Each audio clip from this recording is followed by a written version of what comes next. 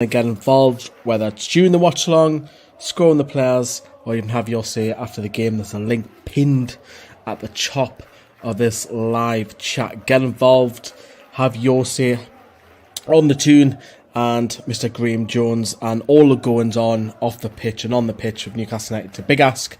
It's Chelsea at home. Are we expecting to get nothing? Probably not.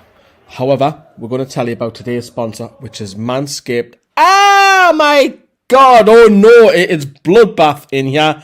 There's got to be a better way to get my dagger clean and shiny safely than this. This is what I get used to deal with when I cut myself before shaving. Before I knew about Manscaped, thank you to Manscaped. They are sponsoring us today and they keep my dagger slick and ready to use whenever it needs me. Manscaped is also trusted by 2 million men worldwide. Join the movement by putting in NFTV, the code that is NFTV at manscaped.com. You get an additional, listen to that, additional 20% off and free shipping on top of their offer on the Performance Package 4.0, where it's 47% off. You'll actually get 67% off with our code. It's time to end the days of shaving your balls and ending up looking like a horror movie. The folks at Manscaped have the perfect package for your package to get this done. Below the waist grooming leaders have a 4th generation performance package. Inside you'll find the Lawnmower 4.0, the Weed Whacker and the liquid formulations, and 2 free gifts this Halloween. Spooky season is here and Manscaped is getting you set. Starting with the Lawnmower, this 4th generation trimmer features a cutting edge blade to reduce grooming accidents thanks to the skin safe technology. Also is the Weed Whacker. This nose and ear hair trimmer is here to whack away your weeds and any goblins that come your way. Both the Lawnmower and the Weed Whacker are waterproof in the comfort of your home or in the wild waters. These tools are your best friends. Speaking of your best friends, don't forget to give your testes the besties the love they desire with Manscaped's liquid formulations. First, the crop preserver, ball deodorant. You put your deodorant under your armpits, so why don't you put your deodorant on your balls? And don't forget about the crop reviver, the ball reviver, to give your boys a boost. Manscaped even give you those 2 free gifts I was telling you about earlier on, which is the boxers and the travel bag. Remember, 20% off on top of their offer already with free shipping using our code NFTV at manscaped.com. So that's an extra 20% off on their global offer. You can't get that nowhere else, only with us. Putting the code in NFTV at manscaped.com. Spooky season, get using the best tools for the job with Manscaped. Your balls will thank you. And let's get on today's show with the watch along. Get involved, as I say, in the chat. Hello. Welcome to Fans TV. How you doing? This is Steve, the American, as you guys know me. I'm a member of Newcastle Fans TV, and I'm now a permanent part of the team. So you guys will be seeing me a lot more. So pretty much, basically the story today is I've never hosted one of these shows before, but today is that day where I lose that virginity of mine. So let's do it. And I'm joined by 2 special guests of mine. My boy Stuart, who I just met from Kansas City, USA. Yes, there are 2 Americans on the show. Yeah, how you doing? Americans. Yikes. So it's good to be here, man. Yeah, nice having you on, Stuart. How are you doing? Not too bad. Doing all right. I had a look at the lineup, and I don't necessarily agree with it, but I feel positive. We'll get to that. But yeah, a lot of people not loving the lineups. And I'm also joined by our NFTV member, Barbara, or biker chick on our Discord, which you can join. And if you become a member of our channel, lots of good stuff, extra content. We do about 30 videos a month. Just some nice bonus material behind the scenes of the Greenwood Mulliner show. You get to find out who are going to be the next high profile guests that we have on our program. So definitely consider subscribing, sharing, liking, and becoming a member of the channel. All the money and all that stuff goes towards improving the channel, getting some better. That's excellent. Right worth the money. Yeah. And I was about to introduce you, Barbara. How are you doing? I'm good. I'm good. Like all the guys in the football coming out as gay, I'm coming out as transgender woman. Oh, nice. All right. It's important to be who you are. It's the first time I've been Yes, on live video as myself. Nice. That's awesome. That's really awesome. Now, so. Nice. Well, congrats about that. Behind short. Yeah. So what we'll do now is let's go over our starting 11 first, because we already know Chelsea's team is just packed to the fucking rafters with fucking quality. I don't think we can say that about our lineup, Stuart. I don't think that we can necessarily say that about our lineup. It's not exactly our strongest lineup, I don't think. But look, I think right now we have to trust Graeme Jones. What he said is that right now every squad member is competing for a place. Yes, right. And I agree. I agree with that policy, because if you're not playing well in practice, you can't just show up on the team sheet based on your name. So if this is the team we're getting, then this must be the team that he sees as performing well in practice. Right. That's the team. That's the team from last week, is it? Yes, it is. It's the same team. What do you think of that, bro? Well, legacy, the bracket in goal and Shar playing. Yeah, that's what me and Stuart were actually talking about that. I would have thought, I personally, Jamal Lascelles, I don't think he should be our captain anymore, because I think he gets into too much stuff, not like horrible stuff out the field. I just think he's got I'm talking in the clubhouse and whatnot, and in the changing room. Just feel like there's like a lot of he just gets pissed off at someone, and I don't know. I feel and also his performances have been pretty horrible for the most part. For the past few years now, it's really not doing that. He's really not doing that good. So I don't know why he's really in there. Kieran Clark is okay. We have a bunch of shitty center backs. That's the reality of it, and it looks like it's a 5-4-1. Luckily, we have Thomas and ASM in there. So, well, we're not the way I see it. Well, sorry to interrupt you. I was just going to say. Same thing with Willock as well. I think that Willock has been having some injections to do with an injury, which is why he keeps coming on as a sub.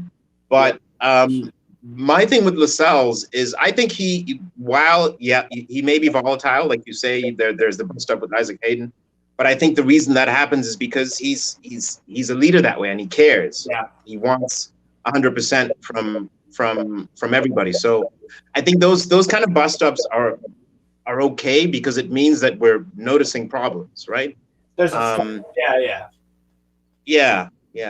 So I also do think, though, I agree with Barbara that the chair should be in there, because once we win the ball back, right, it's essentially 5 at the back when we're defending. Once we win the ball back, we need someone that can at least bring the ball forward and pass it accurately or knock it long accurately to somebody. And I think Cher is good at that. Yeah. Maybe he's not showing that in practice. But as far as I think another person in the lineup I'm questioning is Sean Longstaff. He's had good moments in the team, but I feel like his work ethic doesn't convince me enough to be in the team. I think Shelby could replace him, even though he's bad with discipline. Yeah. But apart from that, go ahead. Yeah, I was about to say, man. I agree with you, and honestly, I don't even know why Shelby is on our bench. I don't think that's one guy I've given up on. I just don't. He hasn't had a good game in a very, very long time. I'm not very keen on him even getting a bench spot, but it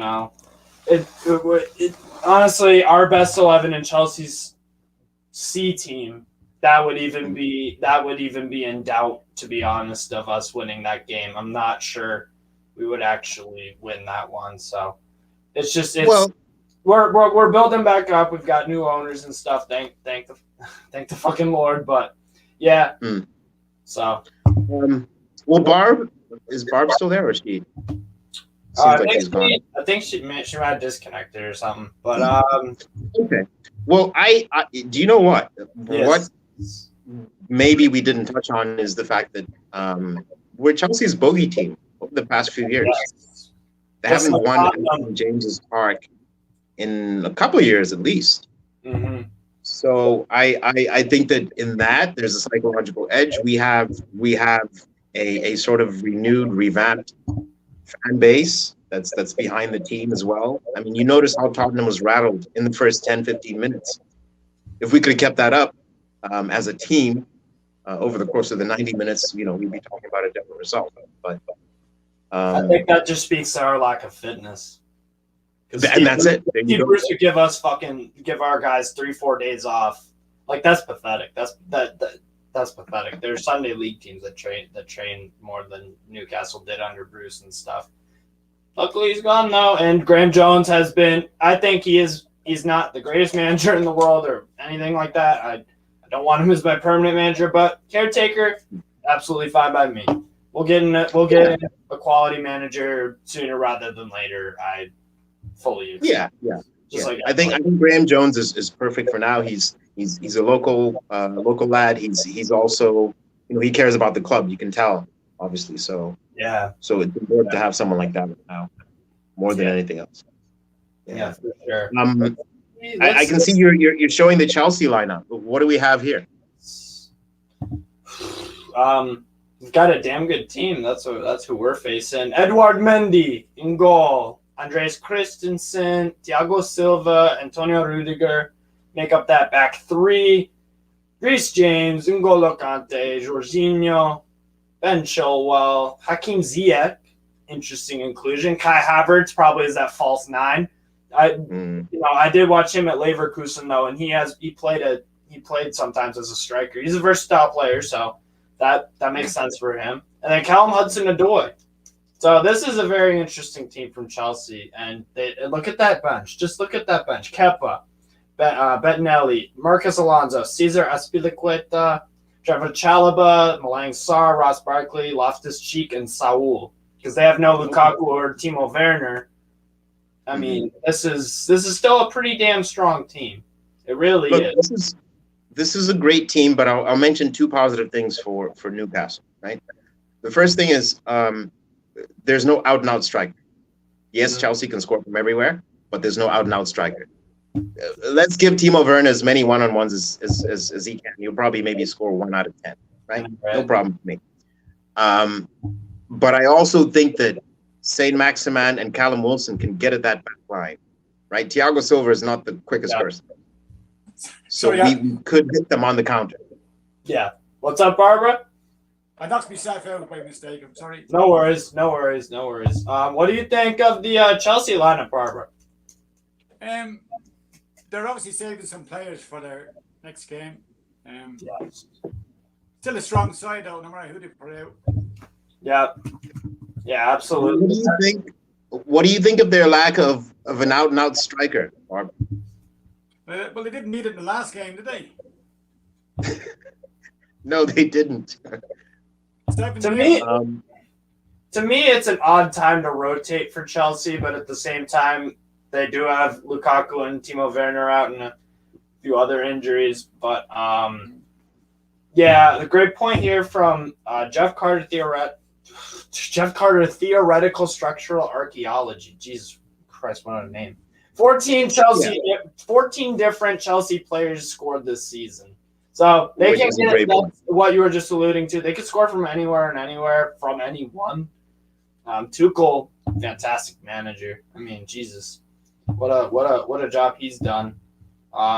It's gonna be an interesting game, just because of the fact that Chelsea don't have that out and out forward, and that we do have some strong players that we can bring off the bench. It just all depends on our defense. Like, if we can't defend, then we're fucked. To me, my prediction for the scoreline, I've got a 4-1 Chelsea win. This for me is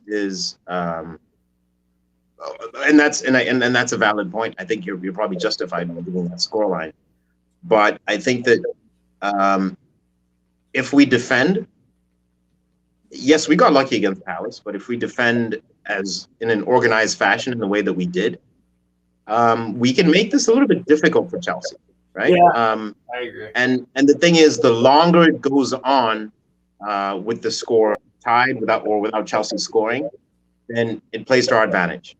It's not going to be easy. Theory, the only thing I'm sorry to cut you off, but immediately when you said that though, as soon as you said the longer it goes on, I just thought, oh shit, fitness. We've been struggling with fitness for a while. Like Graeme Jones has only been our manager for a short time now, so fair enough. It's you know what I mean. But that fair point. It's because Graeme Jones, like I said earlier, he's been working the guys this week. There's one off day. Get in the building. So let's see what the people are saying. Every single one of the Chelsea subs is start for Newcastle. I mean, let's look at the subs and dissect that because I tend to. Okay, let's have a look. Or Kappa, would Kappa start over Darlow? Yes. Bettinelli, that's third choice goalie, whatever. Marcus Alonso, yeah, he would start over. Matt Ritchie, the other Scotsman, yes. Aspilicueta compared to fucking Emil Kraft. Yep, he would start. Chalobah, yep, he'd start. Sarr, yep. Ross Barkley, that's probably the most debatable, but I still think he would. Ruben Loftus-Cheek, not a bad player. He's had some troubles over the past few years with injuries. I was actually, when Chelsea were at New England, because I live in New Hampshire. When I actually I've seen Chelsea play. Actually, I saw them play the New England Revolution, and it was the game before the Europa League final, and Ruben Loftus-Cheek tore his ACL in a friendly. It was bad. But yes, Ruben Loftus-Cheek. And then the final one, Saul Niguez from Atletico Madrid on loan. He would absolutely start in this team. So, yeah, I completely agree with Chris. What do you think, Barbara? What do you think of Chelsea's lineup and personnel and whatnot, or a prediction for the game? Any thoughts? I think it's a strong enough team they have there, all right. And I also think that we're going to have the crowd on our side. There's going to be some atmosphere there. Of course. In James's Park today, which is going to upset them a little bit. Yeah. Hopefully, it'll be our 12th man. Yeah, absolutely. That's what I'm hoping for. Take Bugs Thompson. Take Crap.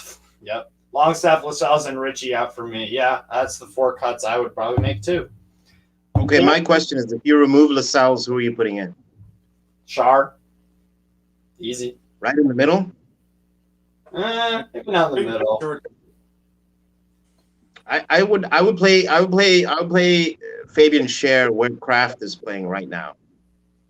I think he's much better at just as a ball playing defender. I just get that feeling when I watch him.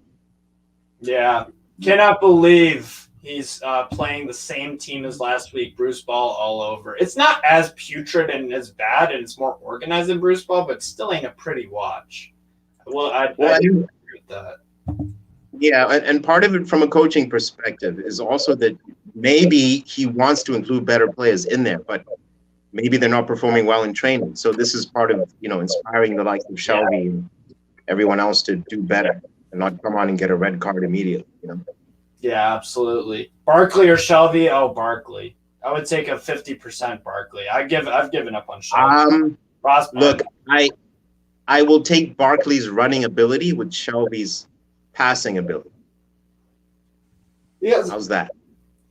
When is Shelby? The thing with Shelby is whenever he plays for us lately, there's one Hollywood ping across, and then the rest of the time it's just sloppy and shitty passing for me. That's my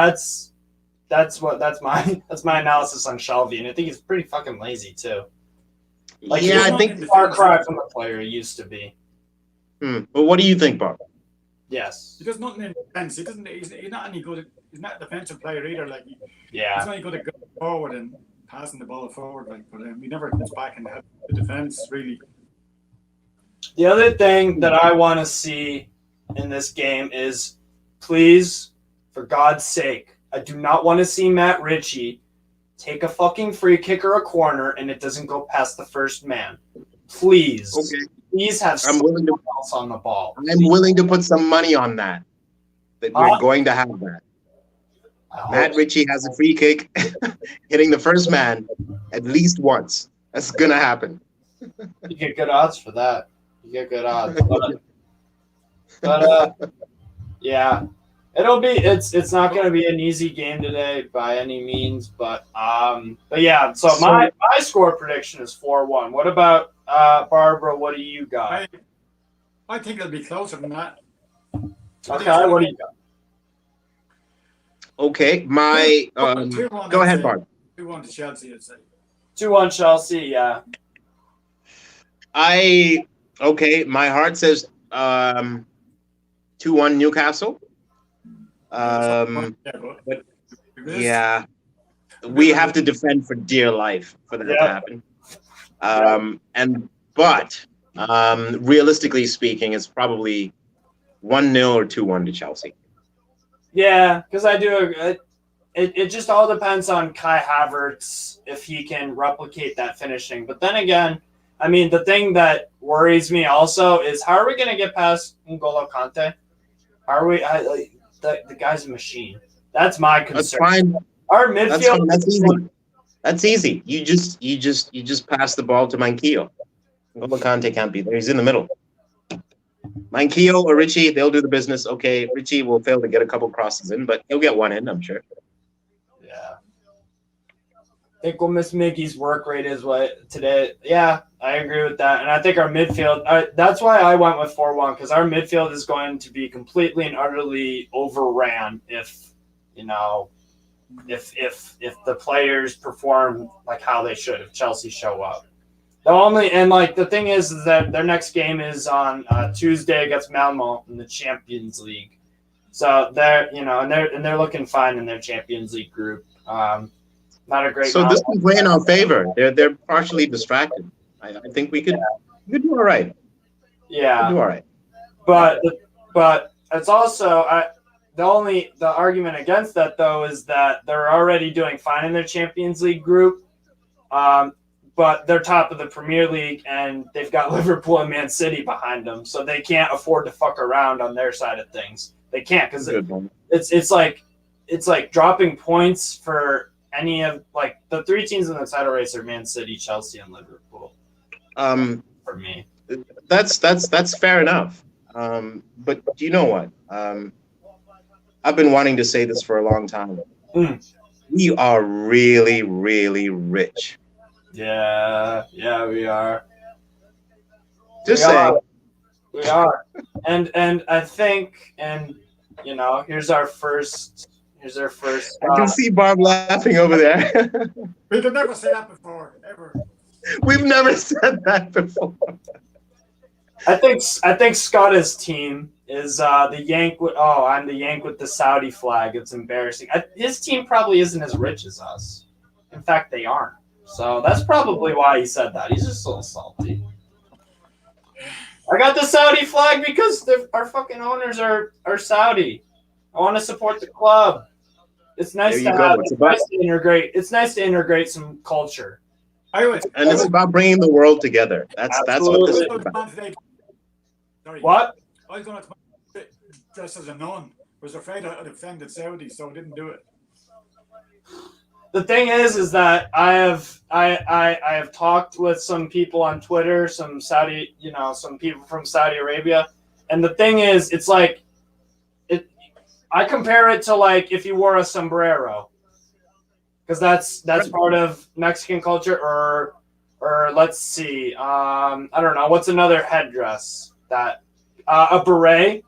I don't think people from France would be fucking pissed off if you wore a beret. Like, yeah, it's.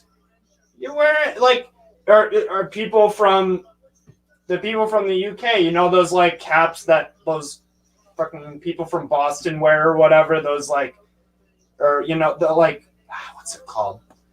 Those like I forget what the hat's called, but you know what I'm saying. Like No, at the end of the day, it's a fucking hat.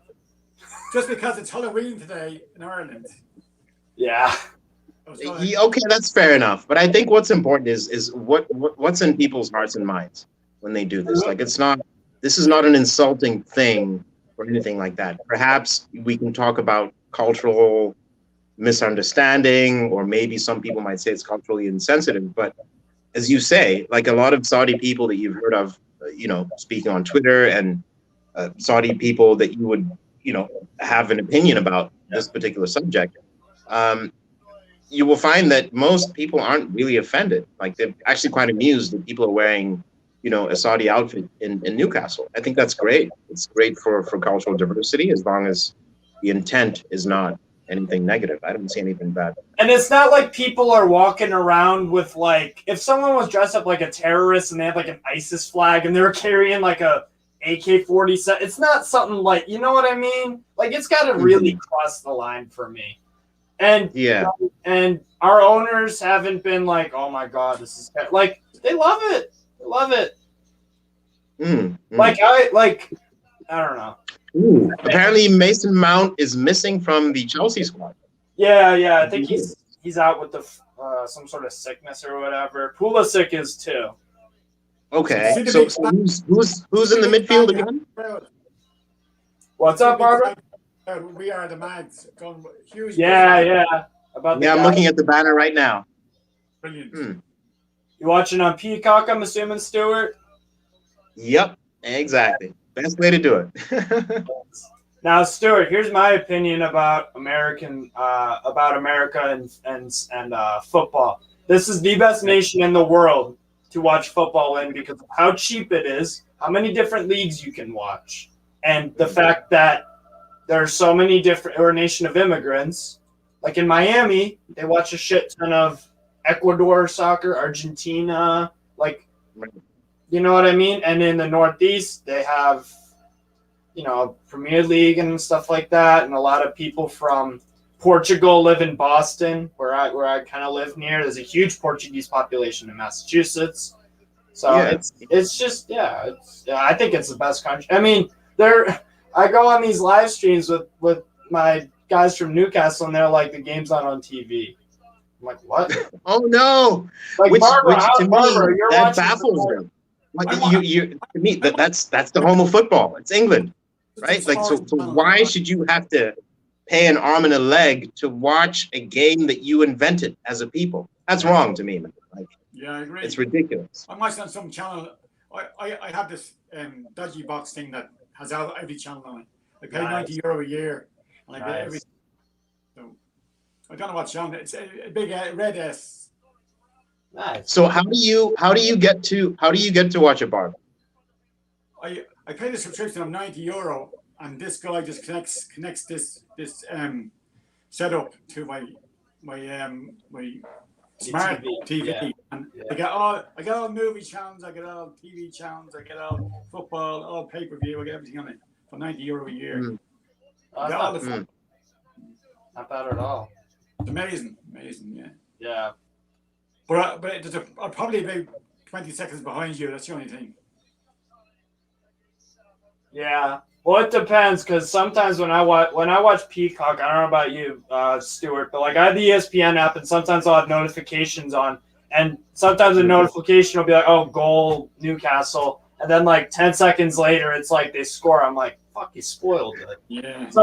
Exactly. Because it's so put it on airplane mode. Put it on airplane mode. I do that, and I just switch off all my messages because I know my friends will send me messages screaming about goals and everything else. Yeah. Right now, that way I can just. I pause you guys for a few seconds until I catch up with you, and then I take off the pause again, and then I'm playing the same. Then so that's what I normally do. But I can't do that now because I'm live. Can't do that. Of course. Okay, so I think Hakim Ziyech is playing as well. Mm-hmm. I'm looking at the lineup right now. I think Ross Barkley has probably replaced Mason Mount in the midfield. That's what it looks like. Yeah. Ruben Loftus-Cheek is playing. That's a decent team. No. Okay, so Jorginho, Conte, Handshakes. We can poke holes in that midfield. They have 4 in midfield. Yeah, including they've got the 3-4-3, Chilwell on the left, Jorginho, Conte, Reece James. The thing is, and the other reason why I'm going 4-1, Reece James versus fucking Matt Ritchie. Yeah. Nobody. Hopefully, he'll have help down that wing. We've got to help him out. Otherwise, he's not going to be able to do anything. Yeah. He won't do it. No, but seriously, what like that right there gives me fucking nightmares, man. Reece James versus fucking Matt Ritchie. That Matt Ritchie needs to be played as a left midfield. He's not a left back or a left wing back even. Do you know what? Matt Ritchie is actually a right winger when he first came to us. Yeah. And he scored a ton of goals. Yeah. In that position. Yeah. But I guess he had to play wing back in the new system. Mm-hmm. Yeah. No, we're not optimistic. We're praying. We're not praying we're going to get something out of this. I feel like we're going to get something out of this. About to kick off. Matt Ritchie doesn't need to be. Well, we have a red card against it here. All right. We have our back. We have our crowd back, which is a good thing. Yeah. Our passion. Hippie in our comments is that good day, Cobbers. How are we all? 1-1, feeling optimistic. I wish I was in the same boat as you. Also, I feel optimistic. I'm with you. I feel optimistic. And who are the presenters on the Let's get live this. stream? Please reintroduce yourselves for all of us that just joined. Yes, so I am Steve from Newcastle Fans TV, and in the middle, we've got Stuart from Kansas City, and then the last one we got Barbara from Ireland. So yeah, that's us three. That's the triple threat. That's the panel for tonight. Yeah. Kick off. Here we go. You guys kicked off yet? Not yet. Yeah. No. I'm behind again, I told you.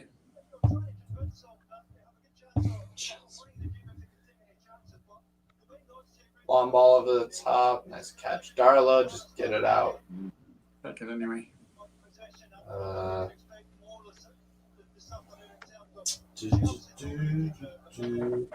Boy, the lads, let's fucking go, man.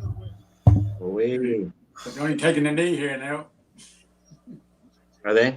I'm 40 seconds in. Oh, you 40 seconds? Oh, gee. How far are you in? They're just about to kick off. I'm at 50 now. Darlow kick out. Fucking hell. Shoot, No, Wilson, ball that. ASM. There we go. They're ASM, done. pass. Going with the knee. Get into it, Wilson. Damn it. Ah. Damn it. First chance of the game for Newcastle. Frazier cutting right down. Basically, you'll see it. You'll see it, but that was not bad. Chest, Callum Wilson back to goal, chest down, finds ASM through the middle, gets it to Frazier, and Frazier fucked up the pass. That's what we always do. But good start. Good start. Final pass. Start like a house on fire. Fuck yeah. We need to Like finish. did last time. We have to be organized. Ball in the Structure. box. Structure. That wasn't offside. Pass is poor, all right. I only seen that pass now. It's poor. Yeah. Good start. Let's hope it lasts more than 10 minutes this time. I was about to say, I was just thinking to myself, wait, bro, why am I getting excited? If we go a goal up, we're just gonna fucking choke it. No, we won't. Not under Graeme Jones, we won't. Organization, structure. Yeah. Who do you want as our permanent manager? Who do you want the club to appoint? Stu. My particular preference is Paulo Fonseca because of his tactics and his beautiful, amazing hair. He definitely has an air about him. Like, we need somebody that will will breathe confidence into the players just by them showing up. So I certainly feel that, but I wouldn't be against Lucien Favre.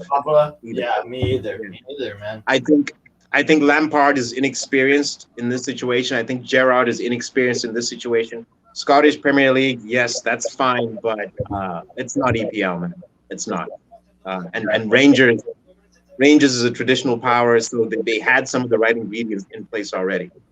Gerrard is doing very. I'm a Rangers fan too. Gerrard is the transformation he's done with Rangers is incredible, and I would not be totally against him coming to Newcastle just because of the fact that what Rangers were at when they got liquidated and whatnot, and their previous managers like Pedro Fonseca, the Portuguese guy who lost to fucking a Luxembourgish team in the Europa League the year before Gerrard came in. Like, we were in fucking shambles. Celtic would batter us 5-1 or 5-0 home and away for like for quite a while. But now tide has completely turned. So and the thing is about Gerrard too is that at Rangers, yeah, they've got good resources to work with in context of Scotland. But it's Brighton have more money available to them than Rangers do on transfer budget and whatnot, and the players that they can attract. And the fact that Rangers have done very well in Europe under Gerrard for the most part. I mean, he makes Ibrox a fort. That's the other thing too. In Europe, they lost to Bayer Leverkusen, and I'm trying to think of the other. They lost to Lyon lately, lost to Slavia Praha, but they have 3 home defeats in the Europa League out of the past however many Europa League games that we've had at Ibrox. So that there are a few things that I would not mind. Conte at top of the box, nothing there, cleared out. We got a bunch of goals coming in. Liverpool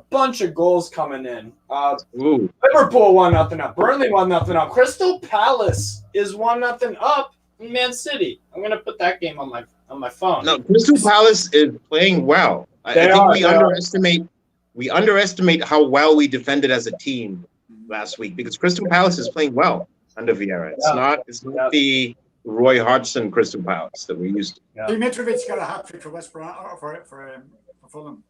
Fulham today, yeah. Yes. I knew they were going to win that game against West Brom. Fulham are amazing in the championship. Cross in, nothing. Darlow. Good hands. That's it. We're maintaining the structure. Maintain that block of defenders. Yes. Great 1-2 with Jorginho, Reece James, but not a great cross in from James. 5 minutes into the game. Let them do the side-to-side passing, but they won't get through. Yeah. 5 minutes and 11 seconds. 4 minutes, 52 seconds. 6 minutes. Mine must have shot forward or something, because I'm the same as you then, so. What I like is that this is not Man City. If this was Man City, they would have cut us open by now already. Probably. Chelsea is slow, methodical, so we have time.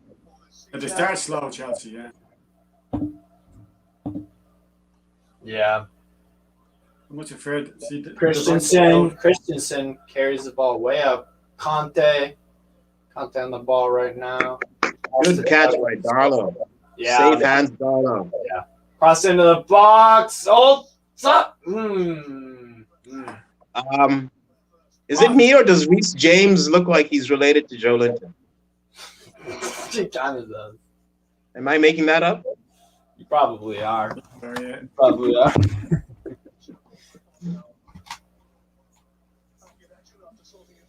No, there'll be no luck for Chelsea today.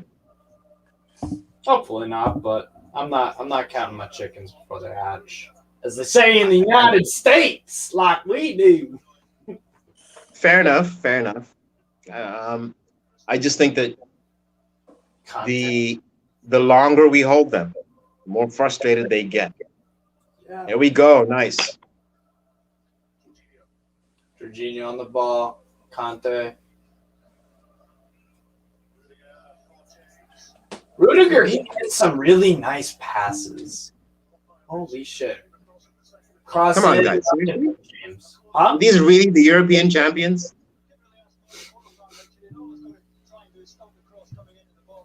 Oof. Okay, close call. Okay, good clearance, Kieran Clark. I feel like I haven't said that in a while. I know, right? Kieran Clark can score goals too, so. And also a question for the audience: where are you guys watching from? Comment down below. Love to see where we reach. I had a guy earlier. He's watching from Shanghai, actually. So that's pretty cool. Always the chance. Tactical rest time. What was that comment? I was just looking at it. Tactical rest time. Okay, yeah. That's a good point, Hippie. It's smart. Conserve your energy. Let Chelsea do the work. David Johansson is watching from Norway. Ball in, just clear it. Ball, nice block. Great block. 7 minutes and 40 seconds. Are you there? 8:55. Oh, I'm 8:14. we saw a block at the same time, and it was a minute apart. Because we blocked 2 shots. Crazy. There you go. Australia, Will is watching from Australia. That's pretty cool. Down under.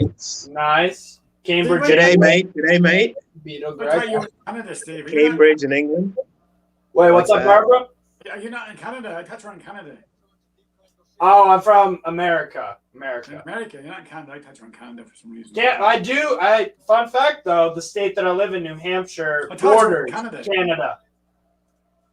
So I'm like a 4-hour drive away from Canada, actually. I'm 4 hours away from Montreal, actually. I drive up there quite often. I gotta grab some booze if I'm watching Newcastle. What, are you getting some booze from Canada? No, right now. That's right. Oh, right. Good bar, Steve. Like, hey, let me just go across the border and come back. Barb, where are you based? Hey, Barb, where are you based? I'm in Dublin, in Ireland. Dublin. Oh, great. Nice. How'd you become a Newcastle fan, Barbara? I'll tell you exactly what happened. But back in 1974, or earlier, back in 1970, there was a gang of us deciding who we were picking our teams, and to be different, I picked Newcastle. Malcolm McDonald. Just to be different? What year was this? 74. Yeah, back fall and goal, and that's all the only two 74. I remember back that far. Oh, wow. So did you get to see Malcolm McDonald playing? I did. Super Mac. Oh, Yeah. wow. He was a big, That had to strong be amazing. forward. Hmm. They played good football back then. That's how center forwards should play. Big, strong center forward. We have to finals and some shit like that, but we didn't win that. All right, guys, it's 10 minutes in. We're still 0-0. Yeah, it's a draw. Okay, and you can see, look, this is what I like, right? This is not Steve Bruce puffing his cheeks up on the sideline. It's Graeme Jones encouraging his players. I like that. It's an air of positivity. Yeah. Thumping the ball up there.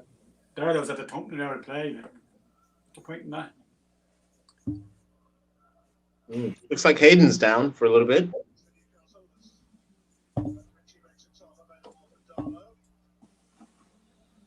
Okay, let's go. I agree, Beetle Greg. I agree. A point would be great today. And Tuchel would be pissed off. Great. Go. Oh, foul. All right, there we go. Get a free kick. Frazier he's off to a nice start. Very direct. Yeah, direct, man. Direct as hell.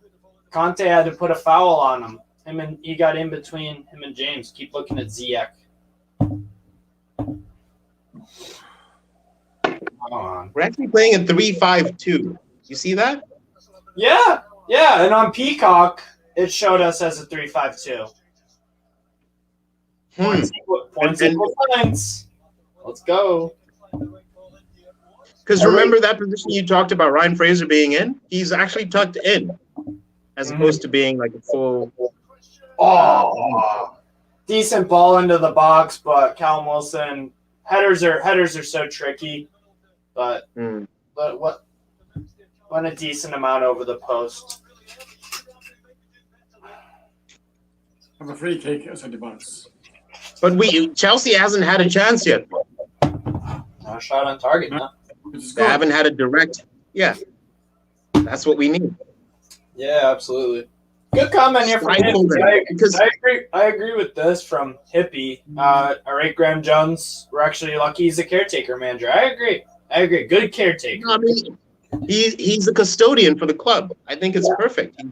Somebody that cares, somebody that's from the community. He understands. Actually, a fucking Newcastle fan, and it's their actually Boyhood club, not fucking Bruce and his fucking Man United, Sunderland, Sheffield, all these fucking.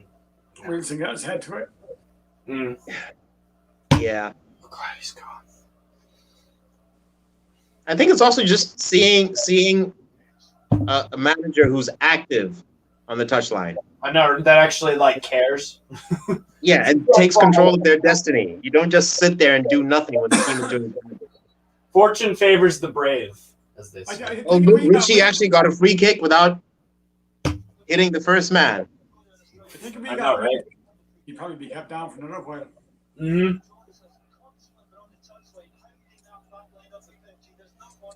Chelsea center backs are pressing up real high. Rudiger does that a lot, though. I really like Rudiger. I think he's on the break then. Yeah. Well, if you think about, we got to be careful.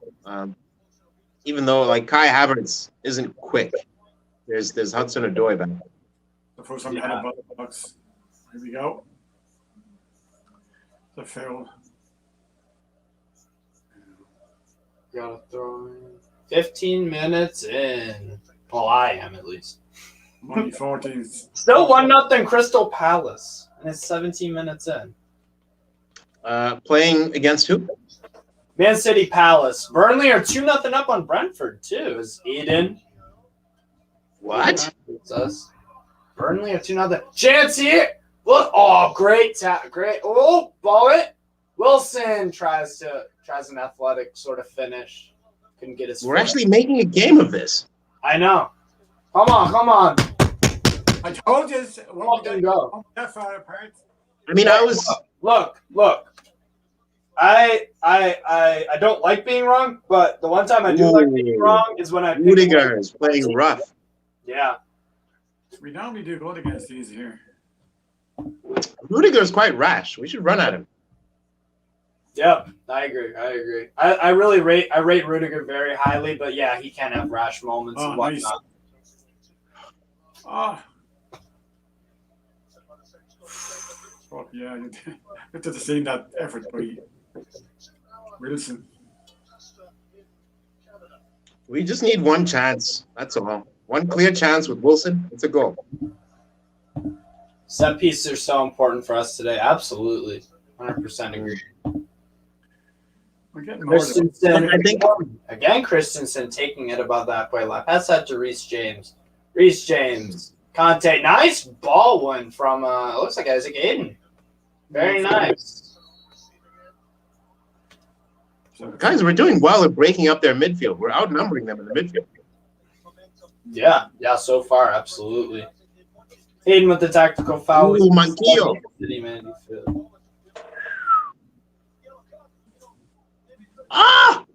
Callum Wilson almost had another overhead kick, but with his left foot.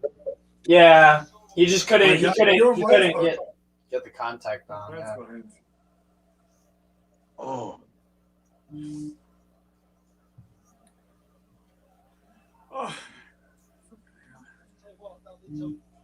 Pleasantly surprised that I'm pleasantly surprised in our start so far. But it's about how you fit. We've been compact. We've been drilled. You can see we've been drilled all week.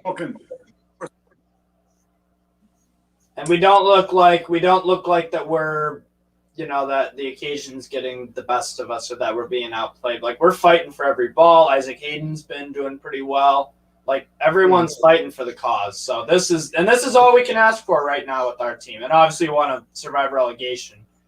But I was dirty by Hayden though. He deserved a booking for that. yeah, I agree. We probably got away with one there. We give me the studs there. Jorginho pass in, nothing cleared And out. we're winning. What's We're going winning on? the one-on-one duels, man. We're winning those one-on-ones. Ben Howe, hello. What's going on, man?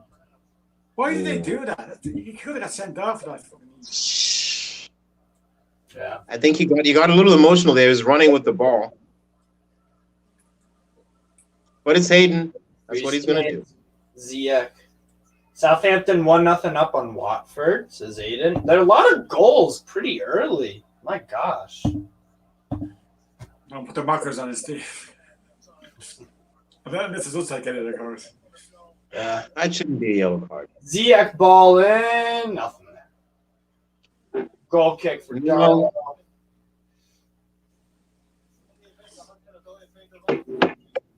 I'd be happy with an all draw. I don't think that was a yellow card for Hayden. I do, yeah. I know. You have the studs up. That's true. Studs up. You're asking. But he Lifted him up. He lifted him up on purpose. Like it was a door to take. he lifted the map. Yeah, I get that. You're right. Good point. But hey, that at least we're showing some bite. Fighting spirit. That's Yeah, what we need. Just don't be reckless. Oh, yeah, Chelsea are fucking very poor. Yeah. Poor. Get it out. We could get There we something. go. Thank God. Richie on the ball, cross in, doesn't get past the first man. I should have put money on it. Conte on the ball, and here comes Chelsea counterattack. Elson-Odoi on the ball right now, dribbling. Longstaff. Here's Reece James on the right, cross in. Good header out from, looked like Kieran Clark there. You put it 4-1 for a draw on the bookies. Golo Conte. Offside, Chelsea. What did the bookies say, Barb? 4-1 for a draw. 8-1 for a win for Newcastle. 8-1. That'll be good money. But $10 on, you win like 80. Yeah. Tells you how sure they are we're going to lose. Yeah. That's a great investment. Low risk, high reward. Yeah. I was gonna put it Really.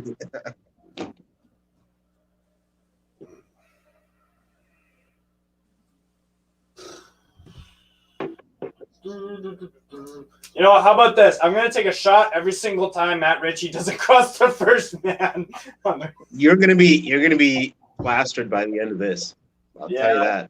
Yeah. you know he is anyway.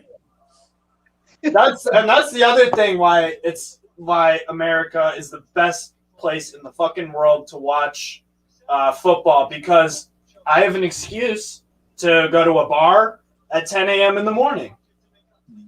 There you go. You know what I mean? Or if you're crazy enough to get up at 4:30 in the morning in like California and out west, 4:30 in the morning you could start drinking. Well, we in Ireland don't need an excuse. We just fucking drink. Don't get caught out on the counter. Don't get caught. A good defensive header. We have 8 defenders in the box. My goodness. Yeah. Right, another booking, is it? Okay, let's go. We got it. Ball in, nothing there. Oh, fuck. I'm telling you, man, Conte is getting on the ball a lot this game. He's got a lot of touches, and he's progressing the ball forward a lot. Authority is Robbie Kraft. Ball is the ref. Should be stopped. There you go. Kraft's going to get booked as well. Does anyone think that Frank Lampard is upset that Mason Mount is not playing? To be fair, I think Maurizio Sarri actually wanted Mason Mount to return early from when Sarri was managing. He wanted him to come back from Derby because he actually rated him too. To be fair. Oh, really? Okay. Yeah. So Lampard wasn't having an affair with Mason Mount. Okay. That's Gareth Southgate's job. Liverpool 2-0 up. He was mounted God. Mason. Or Mason Mount. Yeah. Mason. I'd kill to have Mason Mount's a great player, by the way. Yeah. It's just me having a good time. Yeah. No, Mason Mount, yeah. Good young player. Mm-hmm. Yeah. And then sure, my candy. Sorry he'd have started today. Sure. So far, the Havertz false nine experiment, to me, so far hasn't. He's been pretty anonymous this game, which is good. But yeah, definitely. Yeah, because we're not man marking, so he's not drawing anyone out of position. We're just doing a structured zonal marking. That was close. Commentators cursed from me on Havertz because I literally was just saying like, oh, Havertz hasn't really done much, and all of a sudden he gets like a shot, got blocked again. Anybody got the feeling that Jones has actually been in charge since last January? Probably a little bit. Fabian Schär is warming up. How about that? What do you know? I wonder who's hurt. Ziyech ball into Reece James, cross in, good clearance, but he gets it right back to James. Conte box. Havertz offside again on Chelsea. Good block. We're playing it better as a unit under the god of Gateshead. Yeah, we are playing better as a unit. Definitely. Darlow is much more confident. Oh, Jesus Christ, that was close. Yeah, all right. Okay, I take that back. Yeah, Darlow almost got closed down. Yeah. We need to have the bend not break. Get it out quick.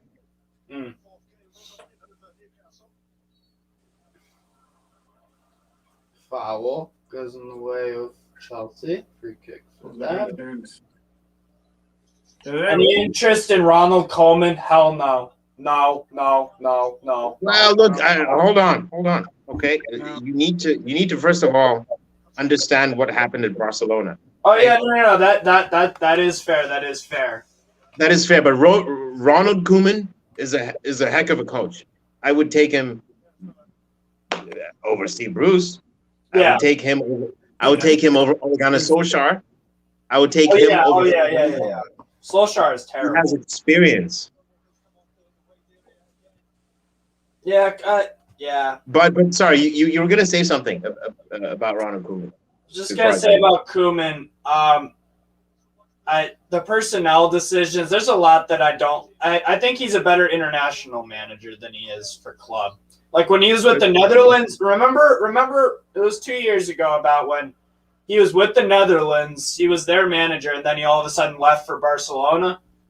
But he was actually doing pretty damn well with the Netherlands. Memphis Depay was back in form, and that's when the emergence of Van Dijk and Daley Blind and all that stuff. Like, they look good under Koeman. I think he should, try to get that job back. But no matter the result today, we really need to pick up at least 7 points next month. So what, November? If we aren't going to be cut off by January, because December is going to be a tough month. It is. Yeah. No, it will be, because in December the games will come thick and fast. Yep. Like literally 2 days. 2 days rest. Yeah, it's fucked. You never have a good Christmas. All right. Yeah. Christmas time. It's bad for a Magpie. I think that if we remain organized the way we are, Chelsea won't break us down. Their passing is too slow. Bend don't break. That's it. That's it. If this was Man City, I think Man City has a much quicker passing game. They would find a way through eventually. But I just feel like right now Chelsea, their passing is too slow. Then we find any breaks. I think Liverpool too probably would have scored on us already. Yeah, because they're a much quicker passing team, I think. Yeah, and Klopp just has them. He has them doing marvelous stuff. To be fair, he's very extremely good manager. Not answering any Man United questions, so I'll just change it to Newcastle.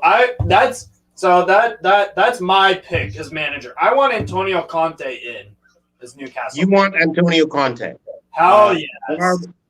Barb, who do you want in? Anybody except Bruce. Ziyech goal. Offside. Wait, hold on a second. Hold on.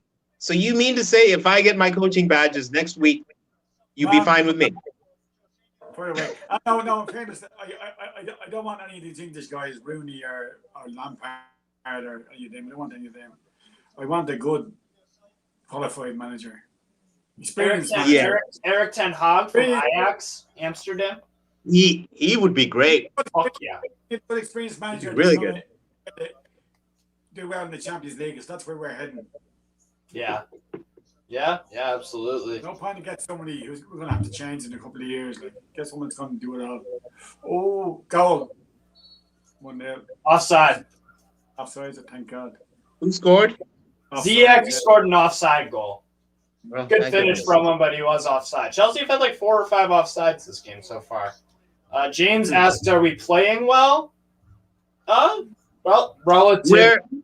We're very well organized when it comes to defending. Yeah. But right now we don't have much in the way of going forward.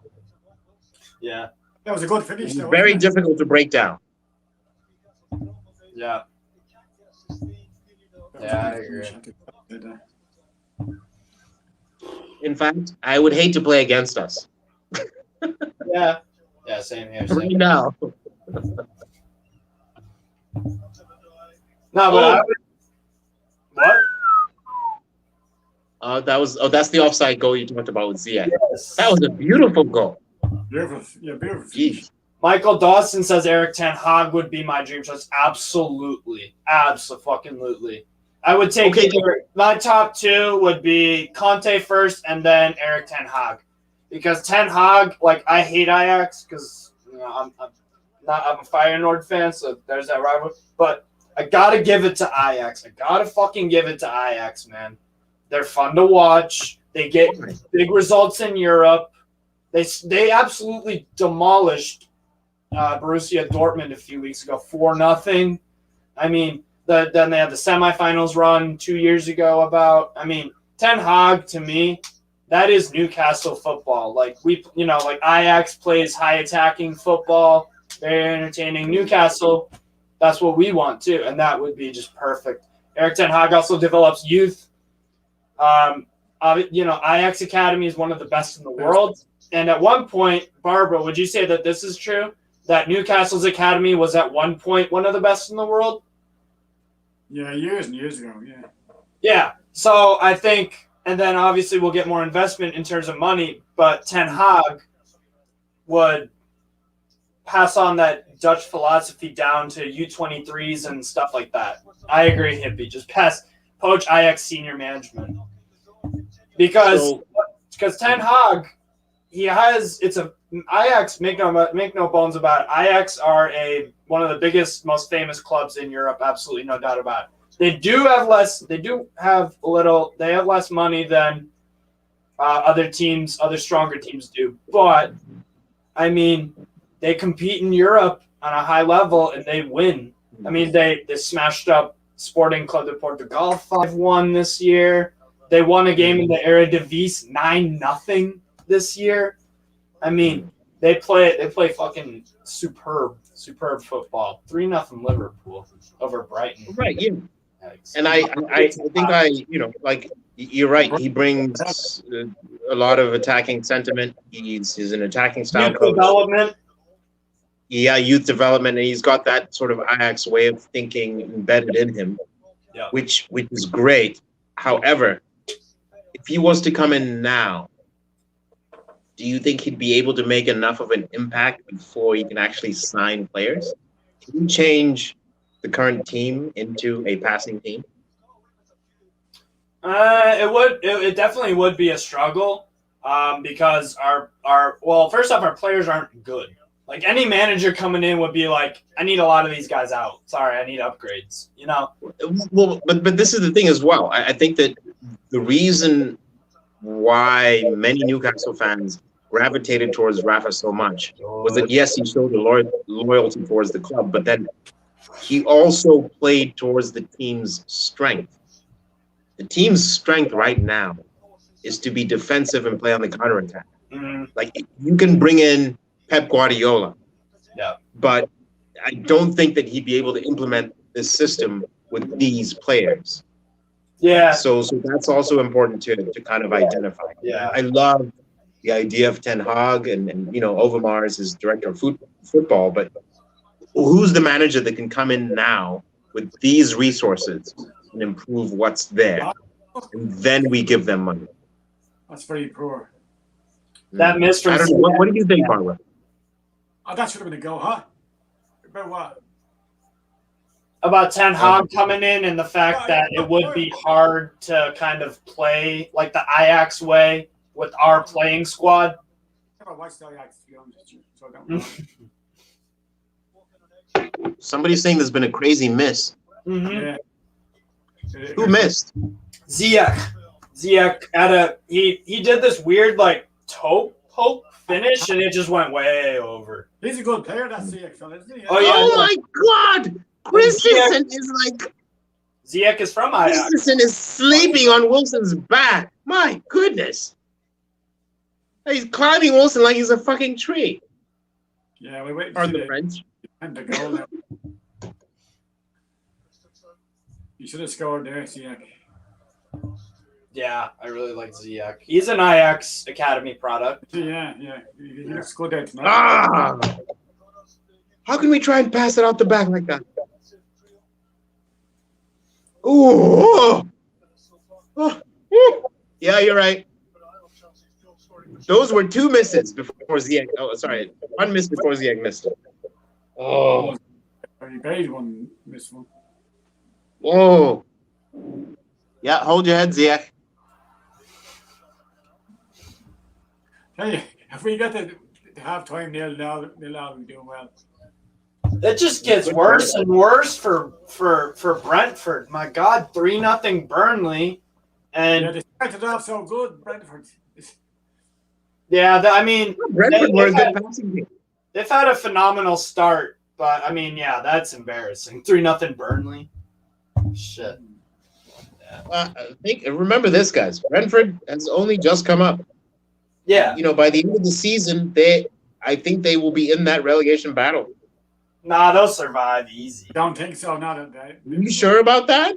100%. I think it's going to peter out. I think they'll be peter out. closer to the top 10 than the bottom than the 18th place. They knocked us out with the cup last year, didn't they? Yep, with their reserve squad. Yeah. Or with a bunch of backups. Yeah.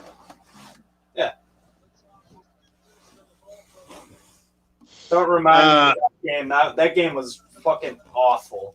The game wasn't one of the worst games I've ever seen. Yeah. If I can be honest, if Chelsea don't change something, they're not breaking us down. Yeah, I agree. They're not. But they're not going to beat us 5-0, that's for sure. Yeah, my 4-1 prediction probably ain't on the. Yeah, it's under 3 goals on this game probably. But then again, our defense can just fizzle sometimes and just completely collapse. Like the West Ham game this year, that was fucking under which management? Yeah, exactly. The guy who loves to say, "Well,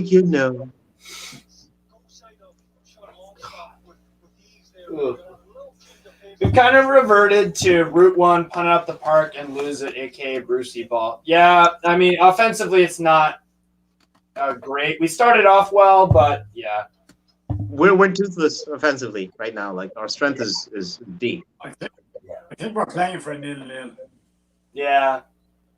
Because we cannot afford to lose right now. We can't afford to me, we can't afford to draw. We got to stop drawing. We got to get 3 points on the board sooner rather than later. Like right now. Yeah, but look, Look, a draw against a team like Chelsea is a win. Yeah. A draw against a team like Chelsea is a win for the current crop of players that we have. Oh yeah. Sure, we've been their bogey team, but like since then they've gone on to win. I guess I'll rephrase. I guess I'll rephrase what I'm trying to say. The players should not be happy with a point. They should be going all out, balls to the wall for a win. You're at home, crowd behind you, good positive momentum, no Bruce, no bad owner, like they've gotta, and that's the point of sport, man. You go for the fucking win. Wilson is up there in the zone. I understand that, but I also what a run. Oh my goodness. Woo. That was a great run by Rudiger. Told you, man, I rate him. I rate Rudiger. And the ball. Yeah. If I was a Chelsea supporter now, I wouldn't be happy. Yeah. Wouldn't be happy at all. I think we're going to frustrate Chelsea for a while. What? I think we're going to frustrate Chelsea for a while. It's shaping up to be like that, yeah. But let's Let's see. Darlow gets it. There you go, man. Nice. Man, Mendy could be a friggin' midfielder. I really think. Now, Carl Edwards, to answer your question, so me and Stuart live in America, so we watch on Peacock. It's it's something that Comcast offers, and you can watch every Premier League game for like $10 a month. Barbara is using some sort of Streambox thingy, but yeah, that's how we are watching the game. Yeah. Right, on Peacock. 2-1.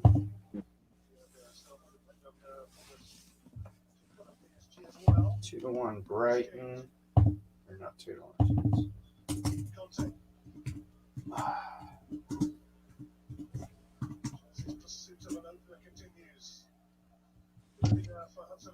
Still 1-0 Crystal Palace over Man City, by the way, and it's almost halftime. That's a little wonky. That's a little fucking wonky. Look, man. I mean, Crystal Palace is playing some good. They're playing some good football. Let's not kid ourselves. I before the season started, I did not rate Vieira one single bit. And that was before they brought in 5 or 6 guys. I actually picked them to go finish bottom. Palace. I actually finished them. So I'm gonna get that wrong.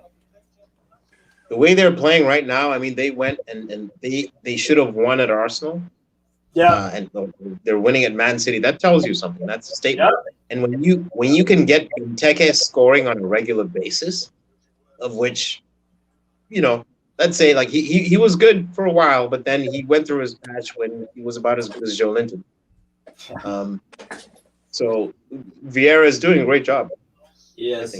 By the way, Hudson Edward has a few goals too to start off his Palace career. Bought him from Celtic. Good young French player. Yeah. And Conor Gallagher on loan. Vieira was almost our manager at one point. Do you know that we interviewed him? Yep. Yep. Damn. Liverpool 2-1 Brighton. Now Brighton got a goal back. Yeah, Brighton got a goal back. Wow. 2-1. Wouldn't be surprised. I wouldn't be surprised to see if they get a point out of that game. Well, I would be a little bit surprised, but maybe not as much as other people would. Brighton are one of those, and Graham Potter's another manager that I would take at. I would take Graham Potter at Newcastle. I mean, with what he's doing with Brighton, they're playing really attacking football, and they're doing really good. They're doing real good.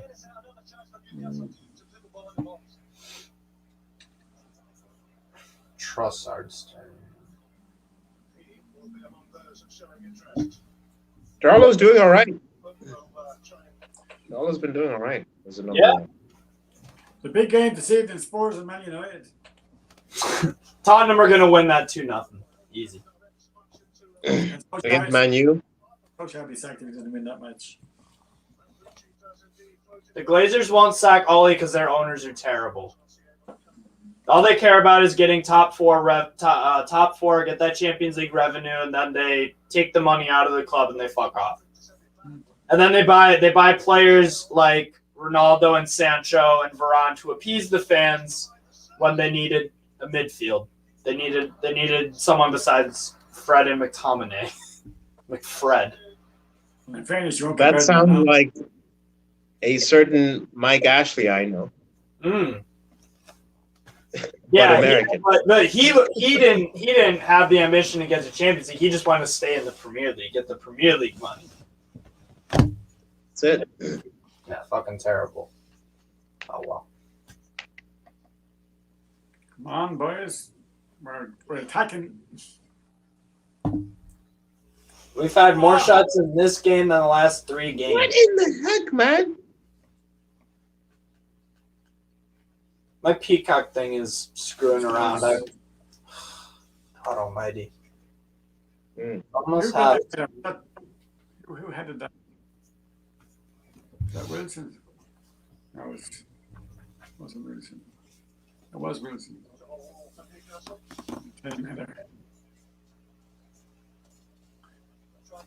Free kick. Yeah, free kick for Chelsea. It's outside our box. Danger. David Johansson. Yes, we've had some shots. Ball in the box. We do miss Senior Rondon then. That's so true. We do. Somebody we should. Yes! Ooh. Free kick right over it. Oh! Ooh. Who had that header? Who was it? I think it was Wilson. Was it Wilson? I think so. There was a great flick on and a cross from the left flank. I'm just watching the free kick now. Fucking. It was Wilson. Yeah, you're right.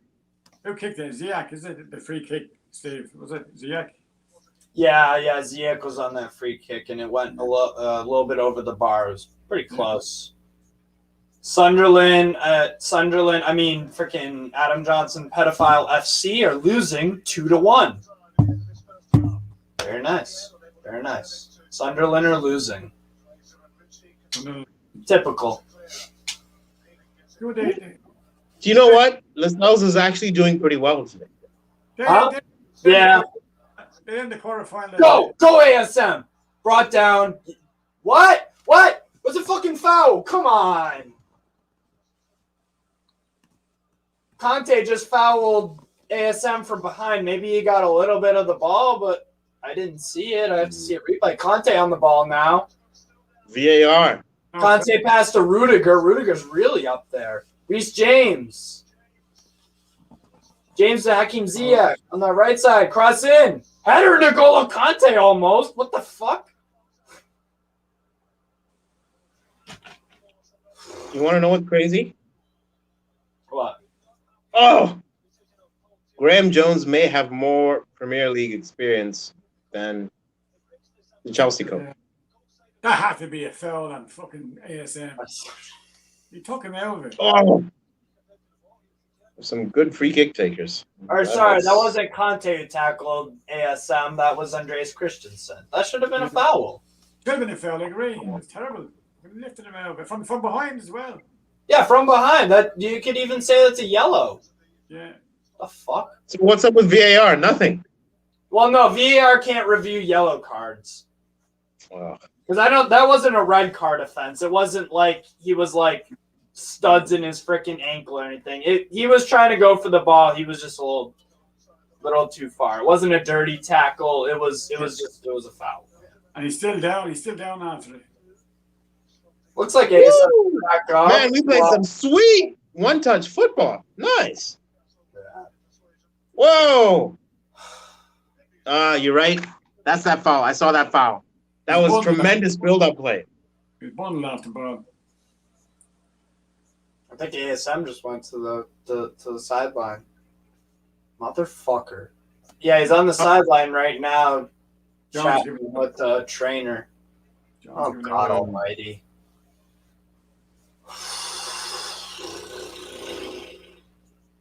Ah! Oh. now we are a brick wall. That's what it is. You will not get through. I was recording myself. Barbara, Sneaker Juice said she has a Conor McGregor accent. You said down one. That guy is a fucking prick. I watch UFC and like he's. Are you kidding me? He's a prick. Christensen just fucking rugby tackled ASM and nothing happened. I know. That's what we were talking. Yeah. That's what happened about that 5 minutes ago. What? No, Wow. half time. We just pushed that out, pushed off the ball.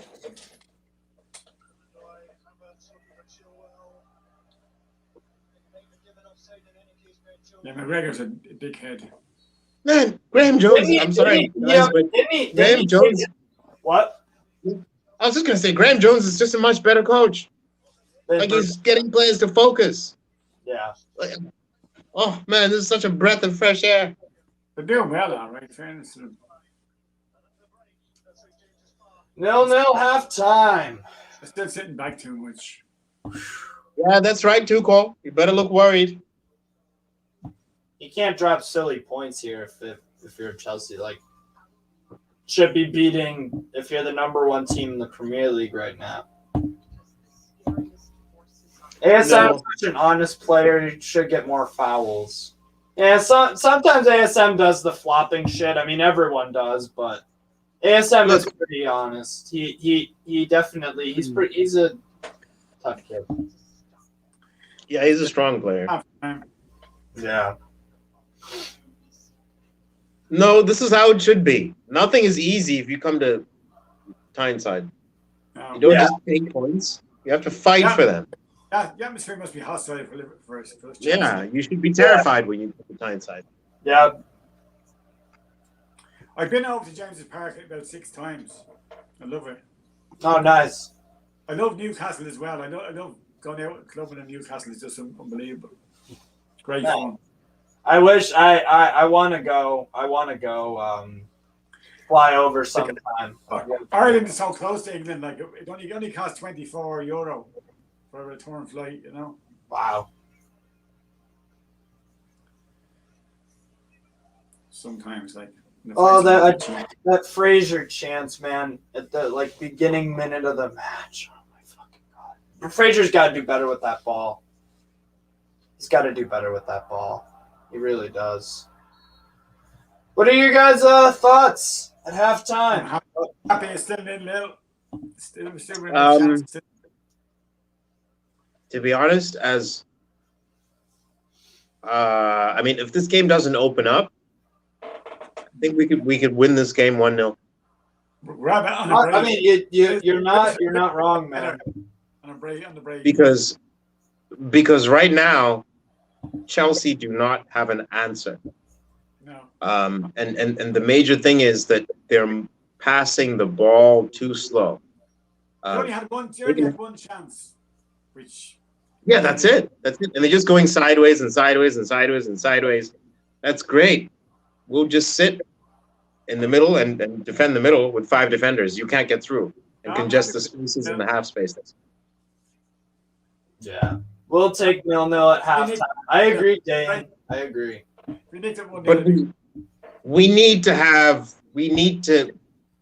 We're toothless in attack right now. I mean, we need to offer something else. Like when we get the ball, like even if it's a direct ball down the channel or something, we need an outlet. We don't have an outlet right now. Winston's up there in the zone most of the time. He can't do it all by himself, you know. What do you guys think of substitutions? Who we got? Look, I'd bring on Shelby to open them up. Maybe on 75 minutes. Bring Shelby on now. Not for me. I would go Miggy more off. Shelby's done. But Shelby can open them up with a long pass. Miggy can't do that. Off in 10 minutes. The thing is with Shelby is that he's done it before, but it's been a really long time. Like Stuart, when was the last time Shelby had a decent game? It's been a I really think it was long. last season, but he's been injured for most of this season. Yeah. Well, Bruce did fuck He up. needs game time. Yeah. And what old is he now? Right. He's nearly 30. He's getting on. Or Willick. I'd Well, like to I see mean, Willick. I don't Who like who would you like to see? I'd like to see Sharp because he looks good. Yeah, you're right. I mean, Cher can play the ball out the back. I really think that's something that we're missing, because as soon as we win it back, it's just long or a couple of passes and then we're done. Like, he So we scored need a few more going goals. forward. You can score goals too Right. from corners and stuff. City red card, by the way, for Aymeric Laporte. So now they're 1-0 down, and they're a man down to Palace. Wow. He's still Palace, really? Okay. No, yeah, red card for Man City. Yeah. And also I had Dayan, by the way. Dayan said, "New faces. Who are y'all?"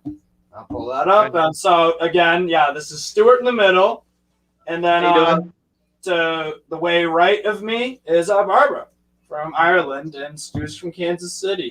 So 2 Americans and an Irish.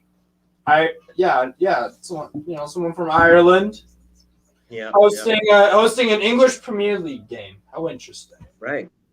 And to put it in the words of some great people, away the lads. Fuck yeah. Come on, fucking Mags. And don't forget, guys, don't forget to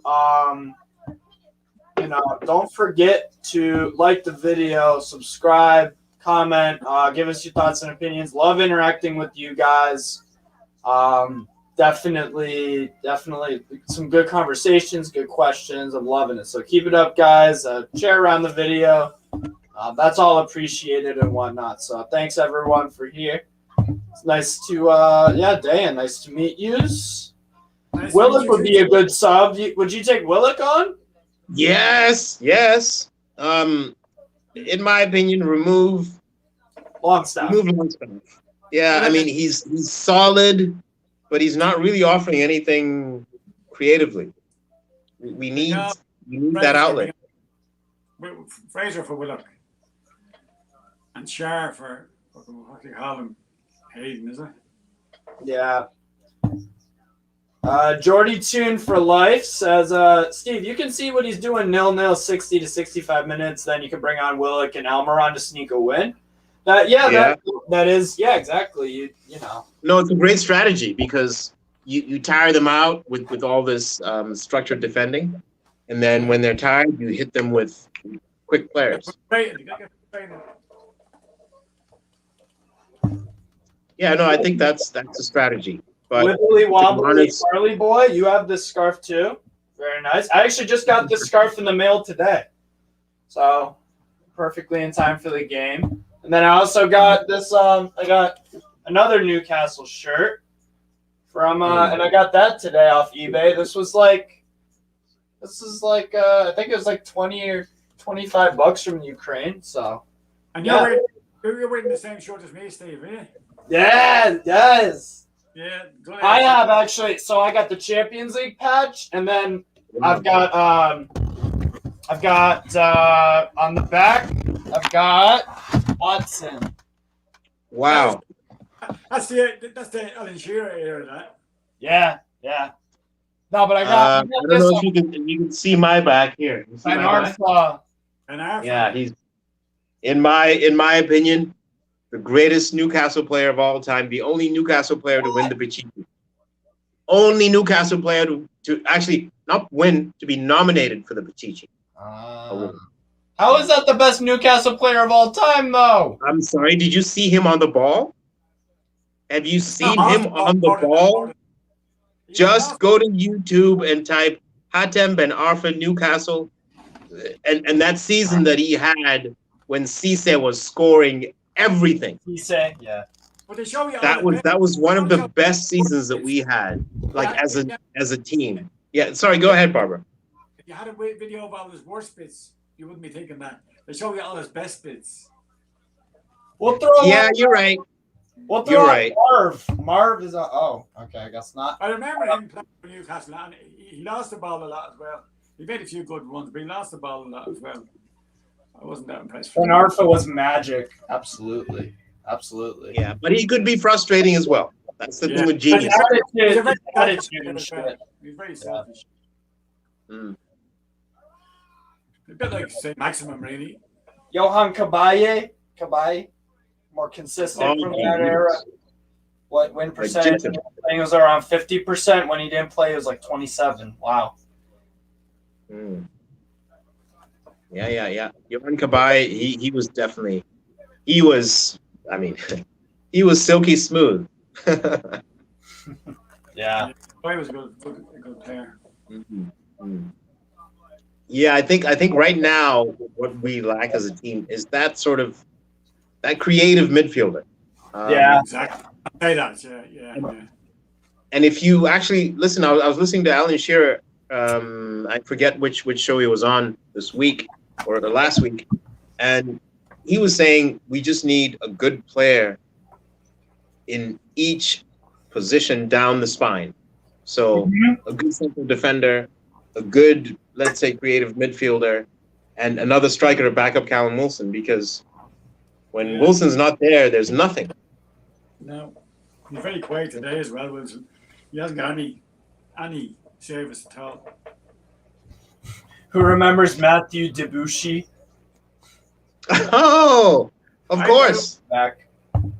He was a right back, decent right back. Right back, yeah. He's a half decent player.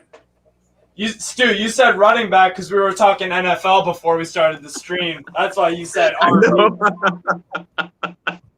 Yeah, I'm confusing him with like, I don't know, Le'Veon Bell as opposed to. Yeah. Who remembers Debussy? Debussy, I remember him. Newcastle's best striker is Alan Shearer, but I'd argue not best player now. HBA on his day, once a season, best player. We've had, having said that, for 80% of the season, he was below average.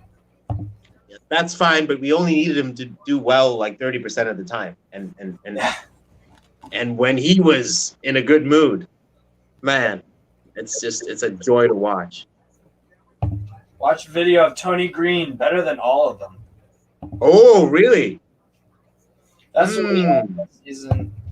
That's what we had in that season under Pardue when he finished 5th. It wasn't a great team, but we had Pape Cisse, Dambaba, Johan Cabaye, Ben Arfa, Colaccini. Yeah. That was a decent team. That was a pretty good team. Yeah. That was Pardew, the Pardew area, wasn't it? Yeah, that was Pardew era. And we gave Pardew so much grief, and we finished 5th. I remember that. They were a good side, yeah. As I heard somebody saying before, all we want to do is to win a few games. Yeah. I think this is gonna come, guys. I think that winning games this season is gonna come.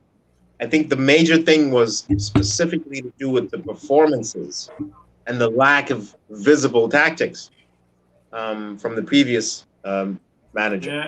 But I think that you can see that there's a clear game plan here. This game and the last game, we've been a bit stronger. Because we have a clear purpose. It's not just, hey guys, 4-1, 4-1, have fun. And you'll never hear from me again until the game's done. I mean, that's not a coach's job. You don't get paid to do that. Do you think Pardue got lucky in that season when they finished 5th? Look, I think that it's important to give credit where credit is due. We had a team. We had good footballers in that team. We had a good team, but I think that having good individual players and getting cohesion are two different things. Absolutely. Because we can have the best players in the world, but we can still get relegated. Yeah. When you consider, yes, we had good players. We had Cabaye, we had Dembaba, we had Cisse, and all this stuff. And I actually remember during the time, there was the debate because I think we played either Dembaba on the left wing and Cisse as a lone striker when we could have played them both. That's all you want. And I remember that. But I feel like when you consider the circumstances, let's give Pardew credit, because we can see, could we have done better? Possibly. But I feel like when we look at what we're looking at right now and what followed, after those years and the lack of investment and just the lack of sheer ambition, I think Pardew did well in that period. Yeah. That was a small pocket of hope for us, I feel like. Too bad Mike Ashley didn't want to play Europa League because he had to take down his freaking Sports Direct signs. Oh, really? I didn't know about that. Yeah, he did not. He did not want to play in the Europa League. I'll pull up the article or something like that. But it was in the Chronicle, and they were interviewing. I believe it was either Jonas Fernand. It was either no. I think they were interviewing either Colaccini or what's his fucking name? They're interviewing a Argentinian. He had cancer. Fucking what's his name? Oh, it's Jonas Gutierrez. Yeah, I don't like the way he was treated. That was shitty. He got cancer. He came back. He played for the club. He put his life on the line for the club, and then he was just told, "Hey, bye." He actually kept us up. He scored a goal near the end of the season that kept against West Ham. Yeah. I think that's just. I understand. I understand business. I understand corporations, but I'm sorry, that is just sick. That's ridiculous. How can you do that? No, he was a great player. Yeah. Good stuff, Tim Smith, the Leeds fan tuning in. We love any fans coming in on Newcastle Fans TV. Shout out Tim Smith, nice guy. Smash the like button. How you doing, Tim? How you doing? Congrats on your takeover. Long time coming. Thank you very much, Tim. And I Appreciate it. That's the attitude that I like people to have with this. Be happy for us that we got the takeover. But you know what though? I was also a neutral fan of Leeds during the time of Harry Kewell, and Alan Smith, and that was one, and Mark Viduka. I mean, that was one of the best teams that I ever saw playing for Leeds. The manager. Yeah, man. I mean, there's this, and I'm glad that Leeds is back in the Premier League. So. Yeah, I appreciate that. Good to hear from you, Tim. Have you seen Steve? Have you seen Pape Cisse's brace against Chelsea? Hands down, the best brace in the history of football. Don't even try disputing it. Piece of football history. You mean including that voodoo goal? What did he mean that goal that went in like that? Oh, that goal that defied physics. I mean, that's insane. Wasn't it? Unbelievable. Without getting the shot on goal already. Look at that. Did you see the start? Underway. Pass back to the goalkeeper. Mm-hmm. Started. Good afternoon to you, Henry, as well. We're all doing pretty damn good, and our boys in black and white are doing pretty damn good too. Considering we're hosting Chelsea, so we're doing good. Tim said 16 years we waited to get back in the Premier League. Absolutely. It was a long time. Deserved. Yeah. Oh, terrible. William Thompson. Hit the post! Ziyech hit the post. Not surprised. Oh, my God. Good player, Ziyech. A long distance shot, was it? Yeah. Phenomenal. Oh, it took a deflection. First half is very boring. Nothing happened really. That took a wicked deflection. I don't know how that didn't go in from Ziyech. Oh my God. Chelsea on the attack again. They're turning the screws now. Tuchel gave them a fucking grilling in that locker room for sure. Because he was like, guys. Oh, he both posted it. Come on. Yeah. Come on. Yeah, but it's still. What's going on, Zaid from Jordan? How you doing, Zaid? What's going on? buddy from Jordan. Ziyech, I think Ben Howe, I think he's talking about Ziyech. He should be on a hat trick right now. Yeah. No, you're right. You're Ziyech- right. But I think, remember, Ziyech, isn't he coming off of an injury? He didn't start the last game, did he? Mm-hmm. Yeah. So it could be a fitness issue. So happy for that. Pressure's on now. We're doing well to hold out here now. Oh, my goodness. 95 at the back now. Would you be happy with a draw today? I guess so. I guess so. But anyway,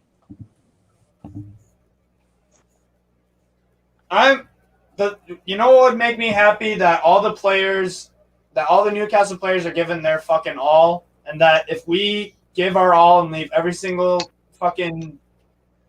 strain of sweat on that fucking pitch, and we just got beat by the better side eventually, that's all you can ask for. It's all you can ask for. You know. It's all right. We can beat them.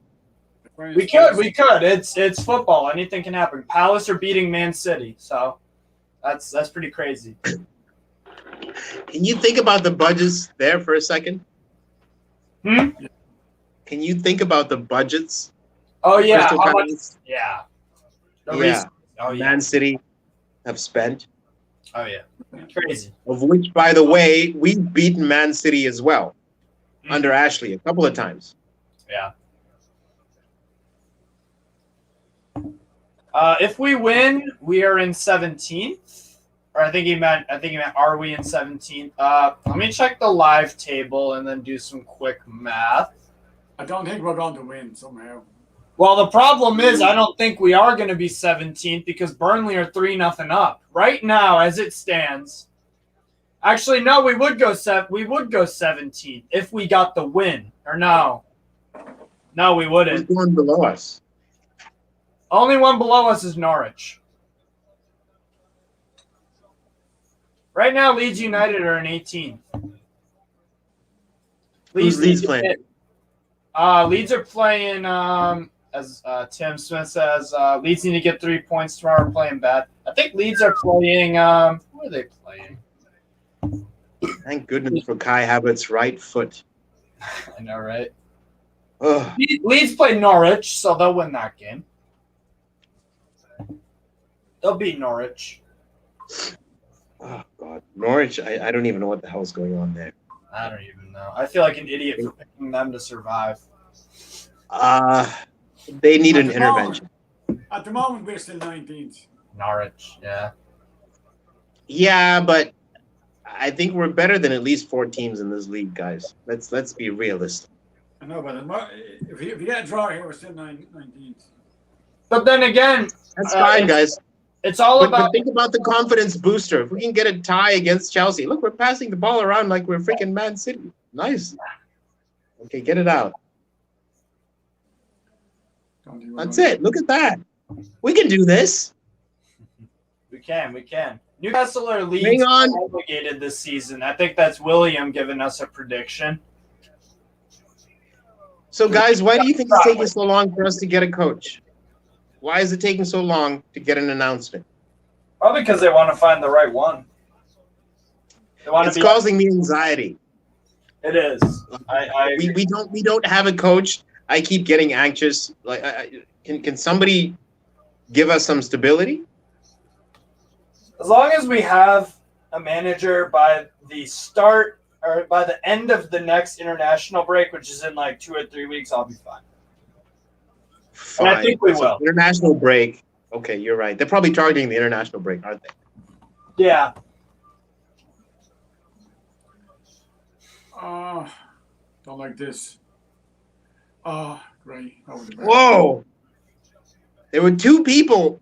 Oh, Jesus Christ. Running into the same position and they're both unmarked.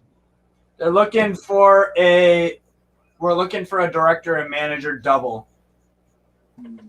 So Why do we have to do things at the same time? I don't know. Cohesion. Oh. Defend bravely. Is Hayden still in this game? We got Lee from Australia. What's going on, man? Hey, Lee, how you doing? What's going on, man? Good, man. Are you watching the game? Yeah, watching the game, guys. Watching the game. All right. What do you How late think? is it in Australia? Don't you have like 5 different time zones or 3 or something like that? It's 2:15 in the morning here at the moment, guys. 2:15. Oh my goodness. Wow. Do you have you got your beer? I've just knocked back one. I'm about to grab another one. Perfect. That's my What do you man. think of the game so far, Lee? Oh, look, Nervous a bit? we're doing pretty well. If we can nick a goal, be bloody brilliant. I think we could.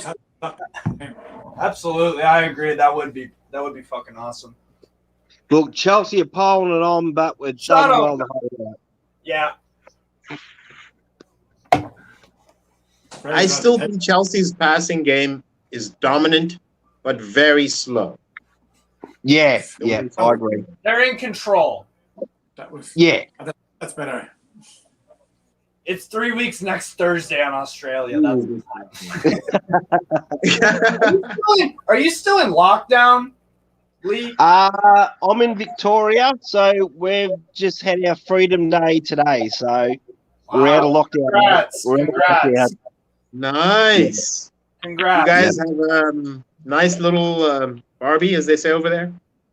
Yeah. We have barbecue. We have everything over here, mate. But yeah, no, everyone's on the beers over here, so Oh we're man. laughing. Good, because how long have you guys been locked up for? What, over a year? Yeah, Victoria, Melbourne especially has been locked over a year. At the state I'm in's been the largest lockdown in Australia, so Oh wow. yeah. And they've just gone mandatory vaccinations for essential workers, so Okay. Have you been vaccinated, or are you planning on it? What's your story? I've had to be vaccinated. Yeah, I'm a essential worker, so Okay, no, that's good. That's good for us because we need Newcastle fans alive. That's great. yeah. Oh, I've got it so I can travel over there one day and see these mighty boys play. No, we'll get there. We'll definitely We get there. will. Yeah, for sure.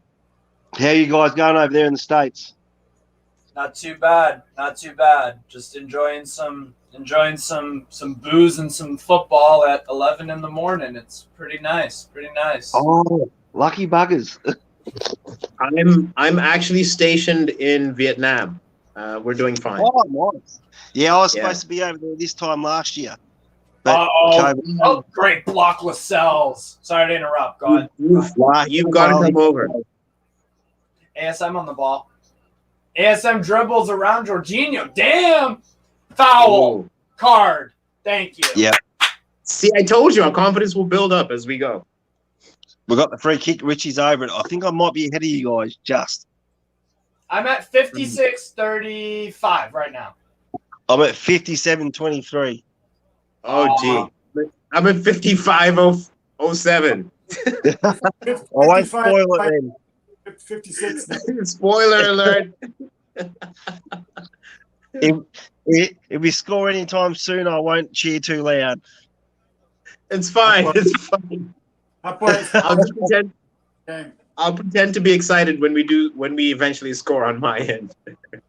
Oh, mate, if we score, it'll be loud. It'll be loud. We have them rattled, guys. We really have them rattled. They can't do anything. Nah, Ziak getting booked. they can't break through. Ball into the box. Georgie one. Ziak. ASM. Kind of a shot. Nothing there. Good defending, Rudiger. Right under the nose as a referee as well. Still 1-0 Manchester. Or sorry, 1-0 Palace over Man City. Wow. Who will you guys like to see come in as the new coach? Antonio Conte or Eric Ten Hag? Yeah, Ten Hag. I'd love to see. Me too. Ten Hag would be good. Let's hope he can make us defensively solid. Yeah, I'm kind of inclined to think that it is Eric Ten Hag because we're allegedly Newcastle want to do a double swoop, director and manager. So Overmars and Ten Hag has been reported recently. That would be phenomenal. Bloody oath. Because Overmars knows what he's doing. He worked at Ajax. He'll know what areas of the Netherlands and especially in like Ziyech is from Ajax, but he's Moroccan. Like they have Ajax have connections in Africa and stuff like that. That would open up our talent and scouting tremendously. I would love Overmars. So they have a great network. I think that's good. Yes. And just the structure itself. Yeah. Amazing. And technically, if we get this right, we could buy Ajax and then just get players from them. Yep. Could be our feeder club. Yeah. Yeah. Newcastle 2. Newcastle B team. Ajax. But guys, can I just reiterate this? Can I just really reiterate this? We are really, really rich. Yeah. Let's fucking go. Bloody oath. Look out in the market in January. Let's get in the market. Just buy anybody that's better than Joe Linton. I'm a happy man. Oh, whoever, 40 million for him. Oh my God. Hey, Lee, do you follow the A-League in Australia? Any good players there? Because I watch some A-League sometimes at like 2 in the morning. Look, we've had some good players. Look, here in Australia, there's some good young players coming through. I was lucky I actually got to meet Stevie Taylor last season. Oh, he used to play for Wellington? Yeah. Yeah, he come into Ballarat in the local league. He played against the Western United here. So I had the Newcastle top on and he came straight over and I got him to sign and got a couple of photos. Nice. Yeah, he's a ripper bloke. Look, there's some good young talent. Oh, what? You have an A-League shirt. Dude, is there a shirt that you don't have? Wellington Knicks, baby. Look out, mate. Look out. Oh, beautiful. Beautiful. Yeah, I like watching the A-League. They're a lot of the games are actually like really fun to watch, like attacking, and they go. Yeah, it's pretty good. If you look back at the old league, they had though like the NSL with Mark Viduka and all them sort of guys. Yeah. It was a amazing league. Yeah. Back then. Guys, but it's a really good league. There's some young talent. Hopefully one day they'll break into it again. Look, Australia's probably haven't got a lot of players over there at the moment, but one day they should be able to. Right. What A-League team do you support, Lee? Wellington Phoenix because of Stevie Taylor. Nice. The Newcastle sort of thing. I used to follow Melbourne Knights, which is Mark Viduka's old team. Oh, really? Yeah. So they didn't get into the new league. But... Sorry to cut you off. Go. We came close then.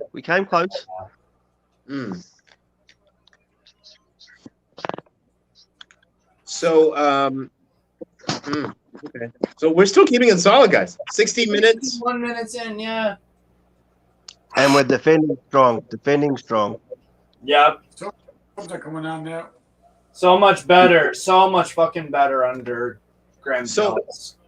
Yeah. Guys, am I the only one that noticed that as soon as we went back to Rafa's formation, we're doing okay? Yeah. 3-5-2, yeah. It's just...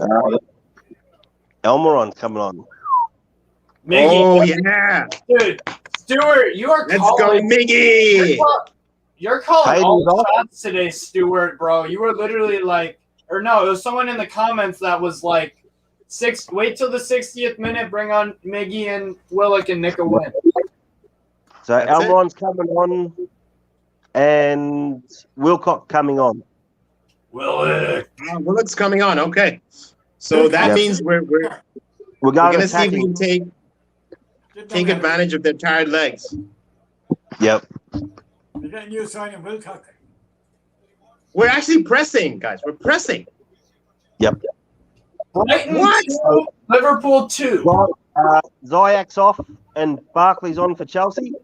They put on a midfielder for a striker. Or for a winger, yeah. A winger, sorry. Yeah, you're right. I don't know why. I don't understand that sub from Chelsea. Ross Barkley's a great player, but Ziyech to me has been at least maybe one not of the best. the match. Yeah, but at least top 2 players. Yep. But do you know I think the reasoning from Tuchel there is that Chelsea are outnumbered in midfield. Yeah, that's a good point. They are. I would have brought on Loftus Cheek though instead of Barkley. Yeah, he could probably cut us open more. Because Barkley can do a bit of everything. Oh, they just scored. Can you guys see me on the screen? Oh no. James just scored. There you go. Can you guys see me on the screen? Brighton? Oh, Brighton See scored. me? James. Oh, James. Yeah, James for Chelsea just scored on the 65th. Oh no. Shit. Left open. So we'll have to come out now. We have to come out of the show. So Elmore and that will be coming on now. Yeah, Jordy Toon for life told us. Yeah, you're right, Jordy Toon. Yep. He did say Willock and Almiron. Yeah, he hasn't brought him on yet. No, Hayden's coming off. Phenomenal goal from Reece James. Well, one there. Yeah. Darley probably could have done better, but not much better. I mean, that was top corner. It was. Very composed finish. Reece James, hell of a fucking player. Jesus Christ. But the good news is we're still in this. It's not the end of the game. Nah, it's not. They've been playing well. I think we have been playing well. We've actually been pressing well for different periods as well. So Yeah. I'm not been hammering like everybody said we would. What a goal. no. He's a good player. Oh, fuck, that's a bullet. That's a bullet. No, that's Ginger Hoskins says we need Lucien Favre now. Yeah, manager. David Johansson. That finish was really good. It was, man. He took it off. He didn't. I thought it was very smart for him to not take a volley or whatever, settle the ball and get it to the other foot, and that was just fucking unstoppable. And he had too much space. Too much space. time. Too much time. It was like easily 3-4 seconds of just him like settle. Yeah. All that sitting back and defending anyways. May as well just yeah. I hope I'm just fold now and fucking they're knocking another 3. Right. Chelsea done the last game. They destroyed the team they played last week. Last game. Yeah, Norwich. Yeah, 7-0 a touchdown. That's crazy. That's a good goal, all right. Ooh, You're right, they're back to the back. Bring on Jamal Lewis for Matt Ritchie for me. For Matt Ritchie, more pace. I'd probably take Fraser off. He's looking pretty gassed. Yeah, I agree. Yeah. This is what I feared at the beginning of the game. Our fitness, man. Bruce did so much damage. Because it's like if you don't go to the gym, if you go to the gym for 2 straight years, but then you miss, I don't know, even half a year, you got to work your way back up. That's true. It doesn't just come automatically. Like Graeme Jones, he has to work them 4 or 5 days a week. Oh, we're like, when did Willock come on? He's going to come down now. Fraser, we look for Fraser. Yeah, and let's keep in mind as well, like, fitness levels. We've only started doing proper fitness training for a week, I guess. So yeah. Well, they've been given that much time off when Bruce is around. Yeah, and that's a great goal as well. It had to be something spectacular. Oh, it was. It was amazing. It was a good goal. Really. I don't know why Reece James isn't playing for England right now. Going Southgate. He was unmarked at the back post. It was too easy for him. No one marking him. Ginger Hosking, I'm sorry, these players have lived on their laurels for years. They're lazy. A little Nah. hard. I think we have to.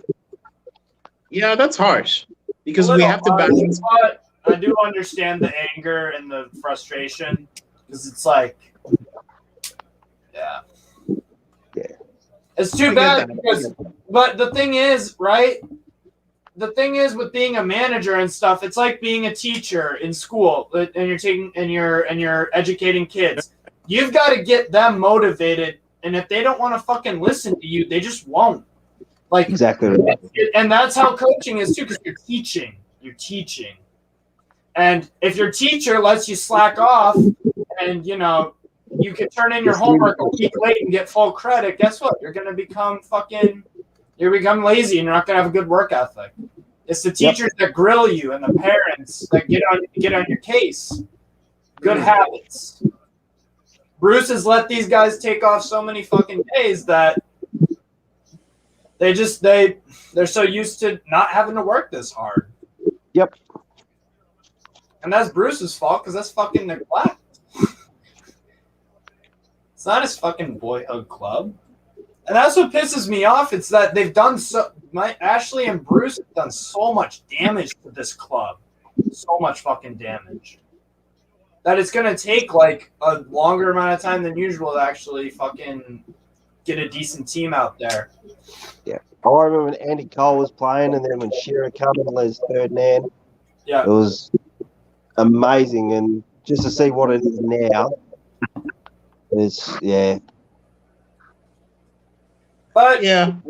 it's all right though because it's a new beginning. I wasn't expecting to get points up Chelsea. It's disappointing that we probably won't, but still 20 minutes. I mean, There's 20 minutes. It's not over. It's not over until the fat lady sings. From this, I'd be wrecked. I thought if we get a point from this, it'd be a good game. Mm-hmm. We've got to start getting wins against teams that are below us, though, or around us. Of course. Well, Leeds are more than 3 points ahead of us. Yeah, Burnley up. Yeah. Yeah. Don't worry, it's a long season. One game at a time. Yes. Exactly. Yeah. No.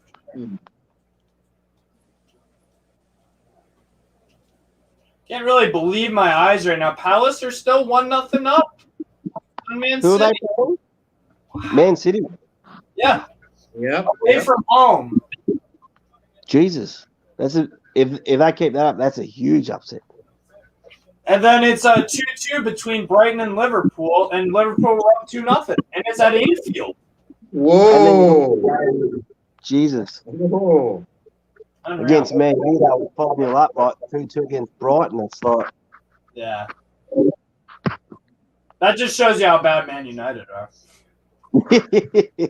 yeah, they're in dire straits, them boys. Yeah. I think the new owners should just pay off the contracts on these 11 and buy 11 new guys. I'll keep Callum Wilson in ASM. Callum. A few other guys maybe, but Yeah, I'd keep Dubravka. Yeah, you take the Bravka. Look, there's a few squad players there, Yeah. but you'd sign probably another 6 players just to fill the gaps in between the squad players. Get a spine to the. Do you know something? With 3 quality players right now, a £40 million defender, 40 million pound midfielder, and another 40 million pound striker that's not like Joe Linton, we would be doing okay. Like Jonathan David, I want us to get in the January transfer window from Lille. He scored an awesome league. Very good player. Still 1-0 in the 71st. I see signing a spine of Tarkovsky in the back. Mm-hmm. I reckon he'll be a big signing for us because we need that up the back there.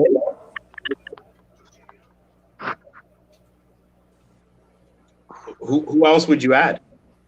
Oh. Midfield's hard. I'd go for Van de Beek. Man U. He's Yeah. not getting games there. Mhm.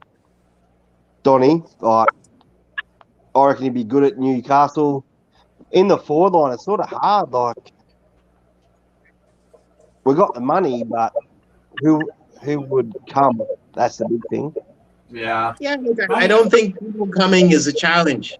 Okay. Because Manchester isn't exactly a lovely city to go. Oh, no. Yeah, but I mean, come on. No, think about this. No. Villa, Aspria, Philippe Albert, Michael Owen, the world's most Philly expensive Albert, signings came to Newcastle. So it Look, was I done know. before, it can be done again. Looking now. Hmm. A striker, look, I don't know. With the right amount of money, anybody could show up. Robinho showed up in Man City for crying out loud. Exactly right. Exactly right. That's the thing. Look, Think about Haaland's probably out of the question. I'd love to get Haaland there, but if we throw him enough corny, he might come. You don't know that. Yeah. Give him enough money, Yeah. you don't know what's going to happen. Exactly right. Exactly right. I'm just gonna keep my expectations with the Newcastle takeover. I know it's gonna be a process. I'm not expecting instant success because, like I've been saying, Ashley has done significant damage over the past about 15 years. He hasn't That's invested fine. he hasn't invested in anything. Yeah, It's training facilities probably need hundreds of millions of dollars in fucking upgrades. but then Ashley fucked up there, mind the language, but Keegan Hundreds of done the millions. same thing. Like he took the youth Big and the exaggeration. Yeah. A million to do it. team out of Newcastle as well. So yeah, But then it's at the same time, he's also given us a gift because he Oh. didn't spend so much. we can spend have, so much here. yeah. Turning out, put a positive spin on it, pretty much. Exactly. Yeah, yeah. I mean, the last time I heard, it was something like 100 million to 200 million that we can spend.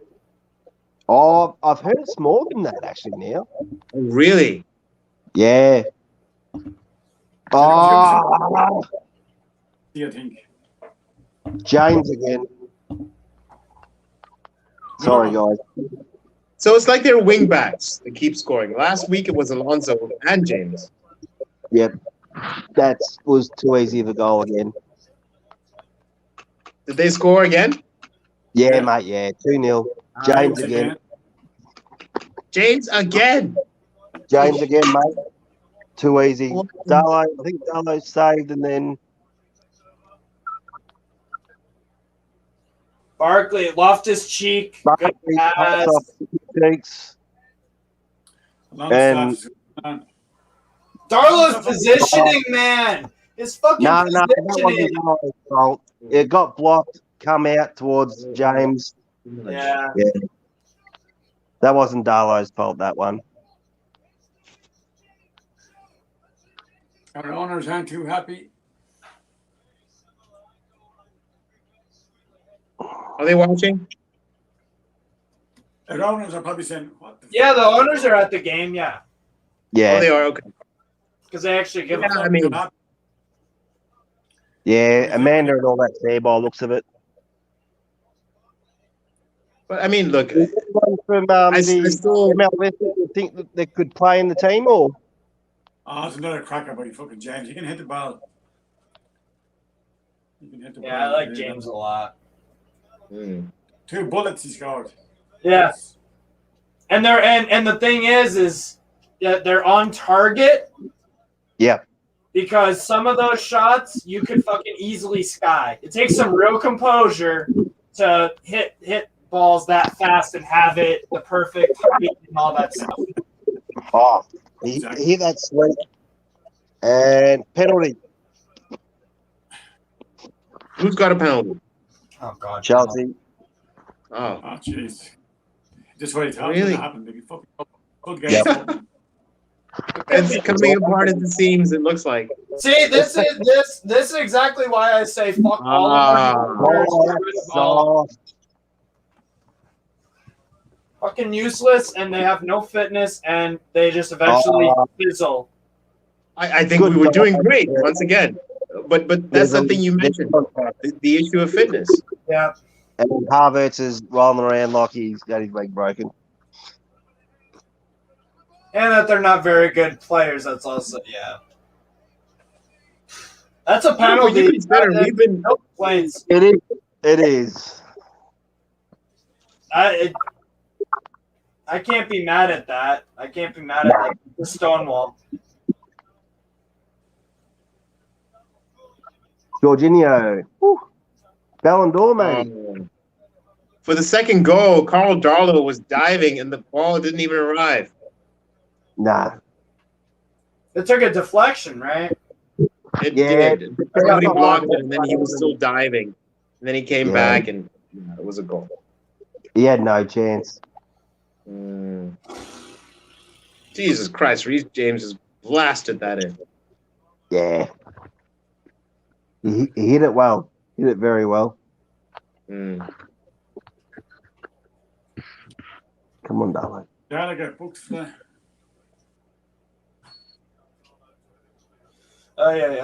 Can't we? It's in? We just got to get to January. We got to get to January. Yeah, but look, I think we need to understand that also this is Chelsea. Like, they just beat Norwich 7-0. That's a stupid idea.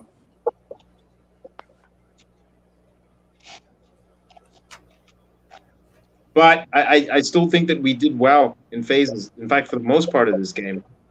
We just the past 10 minutes or however long, it just fucking we look gassed. Yeah. Just fell apart at the seams.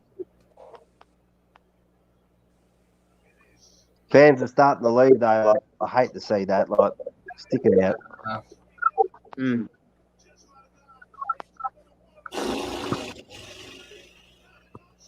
I don't need to save that to fucking.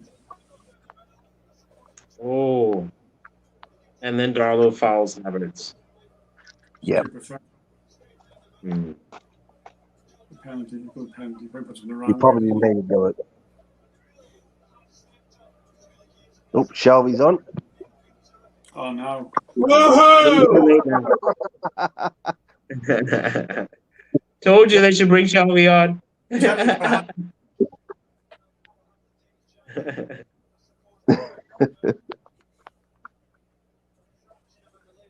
crazy.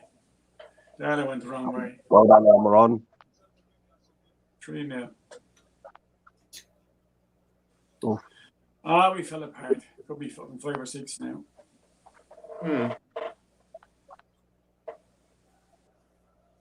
Yeah, my 4-1 prediction might turn out, but I doubt That might turn out, yeah. My 4-1 prediction's out. Yeah. ASM needed to come off. I think he looks. Yeah. There's no point having ASM on anymore. Nah. There's no point. Put on fucking Dwight Gale. Just throw in the white fucking towel. I don't know. If we don't get a goal in the next 5 minutes, just whatever. Yeah. Well, let's talk about Dwight Gale for a moment. He wasn't playing under Steve Bruce. He's not playing under Graeme Jones. Actually gave him a 5-year contract. No. Sign him, play him. Play him. If you're going to re-sign the bloke, play him. Yeah. Yeah. Who would have putting on Kojak for? Yeah. People are heading out. Yeah. We did well, but people are going home. But I can get that, though. I mean, these are the European champions. I understand. But I think that we showed our potential for 60 minutes, and then we just fizzled. But look, it's progress. Against Tottenham, we fizzled after 10 minutes. Yeah. So. Yeah. We never in the game, really. We just hold the back up. Oh, great shot.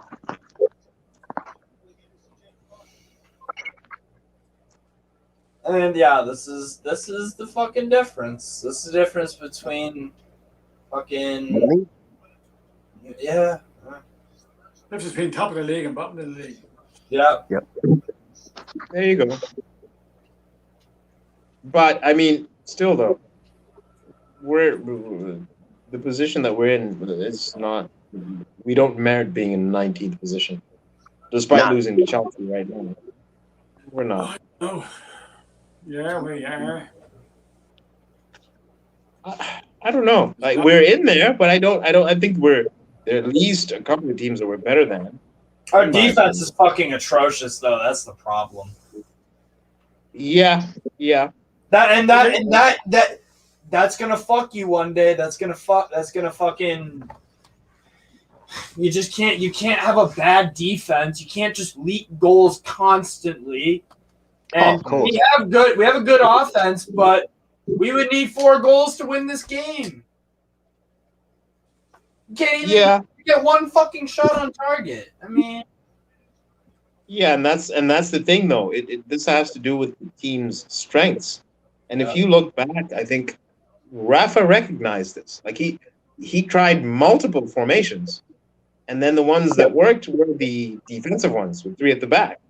yeah, Because that's the strength of this team and these players. We cannot play swashbuckling football and play tiki-taka with Isaac Hayden. That's not his style. we need to get the magical fitness stick out or some bullshit. Like we need fucking fitness so bad. But I think our fitness is improving though. Like it went from 10 minutes the other, against Tottenham to about 60, 65 minutes. Well, but the only rebuttal I would say to that though is that Ziyech has been ridiculously unlucky this game. He has. He could have had 3 or 4. He could have had 3 goals, 2 or 3 goals. But at the same time, our tactics and the way Newcastle played put Chelsea in a position to miss those because they were frustrated because they weren't scoring. We were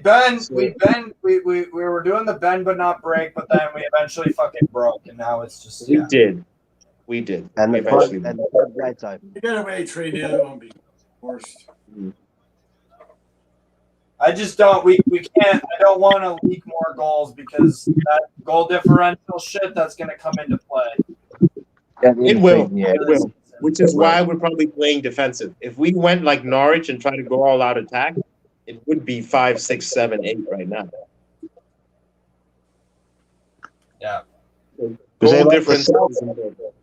Lascelles hasn't been a great player for the last 12 months. Talk about past 2 or 3 years, even. I mean, my God, there was a point where he. Yeah. Mm. And we're not Shah's sitting there like Shah should be. Yeah. Yeah, I know, right? You've got a great point. I think Fabian Schär should be playing. He should be. Yeah. He plays he plays for his country, but he can't play for Newcastle. And Lascelles, he might be a good captain, team leader, but on the field he's been doing fuck all. Well, Yeah, I agree. 100%. Mm. Yeah, disappointing. But thanks everyone that's in the stream right now and commenting and whatnot. We're all fucking pretty frustrated and pretty annoyed at the situation. But things will get better before they get worse, I believe.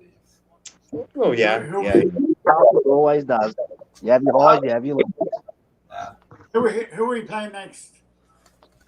We got fucking. Who do we got next? I have to Google that real quick. Yeah, that's all right. We can have a look at the schedule. Oh God damn it! We play Brighton next. Which is not an easy game. 2-0 Crystal Palace, 87th minute goal. What the fuck? Wow. Fuck. They must feel like they've won the Champions League right now. I know, right? Gallagher has had a fucking phenomenal game. I got the game on my phone. Oh my God. Gallagher goal too. Wow. Yeah, we're fucked Brighton away. We ain't winning that shit. I think No. We can beat Brighton. We can beat Brighton. We could beat Brighton, yeah. Yeah, we could. They have been playing that great. I mean, but Brighton right now, as we speak, are hanging on 2-2 against Liverpool at Anfield. So I mean, that doesn't exactly fill me with confidence. If they could put 2 goals past Liverpool, they could put 4 past us. Yeah, they could also concede as many. Yeah, They're not a great defensive team. If we're solid at the back and hit them on the counter, I don't know. But that's the thing with this team. We're not solid at the back. That's the problem. It's been such a long time. When was the last clean sheet we had in any competition? We drew 0-0 with Burnley in the Carabao Cup. Woohoo! That's fine. With a But Burnley when you think about the formations that we were playing when we're shipping away all these goals, a lot of the times when we play 3 or 5 at the back, we tend to play better. Right. What's going on, Andy? I see some stepovers. Andy, you there? You frozen? Oh, I think his camera froze. Oh, there you are, Andy. What's going on, man? Oh, there it is. How you doing, Andy? Had to stop watching. Hello, lads. You all right, and ladies? Sorry, I had to stop watching that. I couldn't watch any more of that. It's I think Lee said at the beginning of the day he wouldn't have minded if we're getting beat 3-0 if we had a go. We haven't done that either, but I think right now it looks like it's damage control. That's what it looks like. We don't want to get beaten 7 like Norwich because that goal difference is going to hit us later. Yeah. Sad to say, but agreed. But I think our weaknesses have been exploited massively today. Where's both the goals came from Reece James? Matt Ritchie's how many fucking games we got to- responsibility to cover him, and he's fucking nowhere to be seen. okay. Wait, hold on a second. Tell us what weaknesses do you think these were? We got to go back now. Sorry, I missed any of that. Sorry, you said our weaknesses had been exposed. What weakness was that? Left side of defence. I thought the first half Ryan Fraser worked. I'll take it back. I owe him a little bit of an apology. I thought he worked pretty hard. I don't think they worked well together, Matt Ritchie and Fraser, because they were arguing quite a lot. But they worked hard. And then the second half, that work rate went down, and that's why we conceded 2 goals from that right side of or left side of defence, I think, for me. Don't get us wrong, Reece James has pulled one out the bag, the first goal, but the second goal's poor. yeah. Great. And then Do you think Matt Ritchie should be playing in that position? You think Matt Ritchie should be playing left back, or should that be Jamal Lewis? Anyone, but I just think that if you've got a naturally defensive-minded player in your team, even Fabian Schär could do a job there. Honestly, I just think we're so weak at left side of defence. I know he hasn't got the legs for a left back, but Dummett, if he's going to come, if he's fit, honestly, I'd put Dummett there. He knows how to play left back. Yep. As a defensive left back, yeah. But if he isn't, Kieran Clark's played there in his career. Yep. Put Kieran Clark there. Matt Ritchie cannot fucking play left back again. Nah. Just can't. It's a failed experiment. It's not working. You gotta stop, and he's gotta stop taking fucking free kicks. And the things that he's in the team for, Steve, he's not doing. He's not linking the play up. He's a decent passer of the football on his day.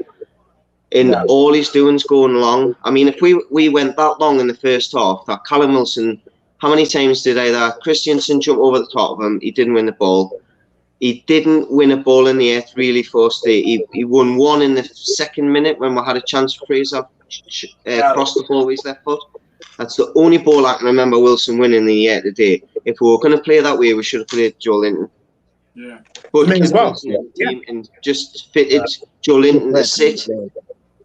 For me, it was staring in the face, the problems. We were playing long constantly. We had no one that could win the ball. Ryan Fraser's not going to win the ball for you in the air unless it's to his feet, and that's Darlow was going long every time.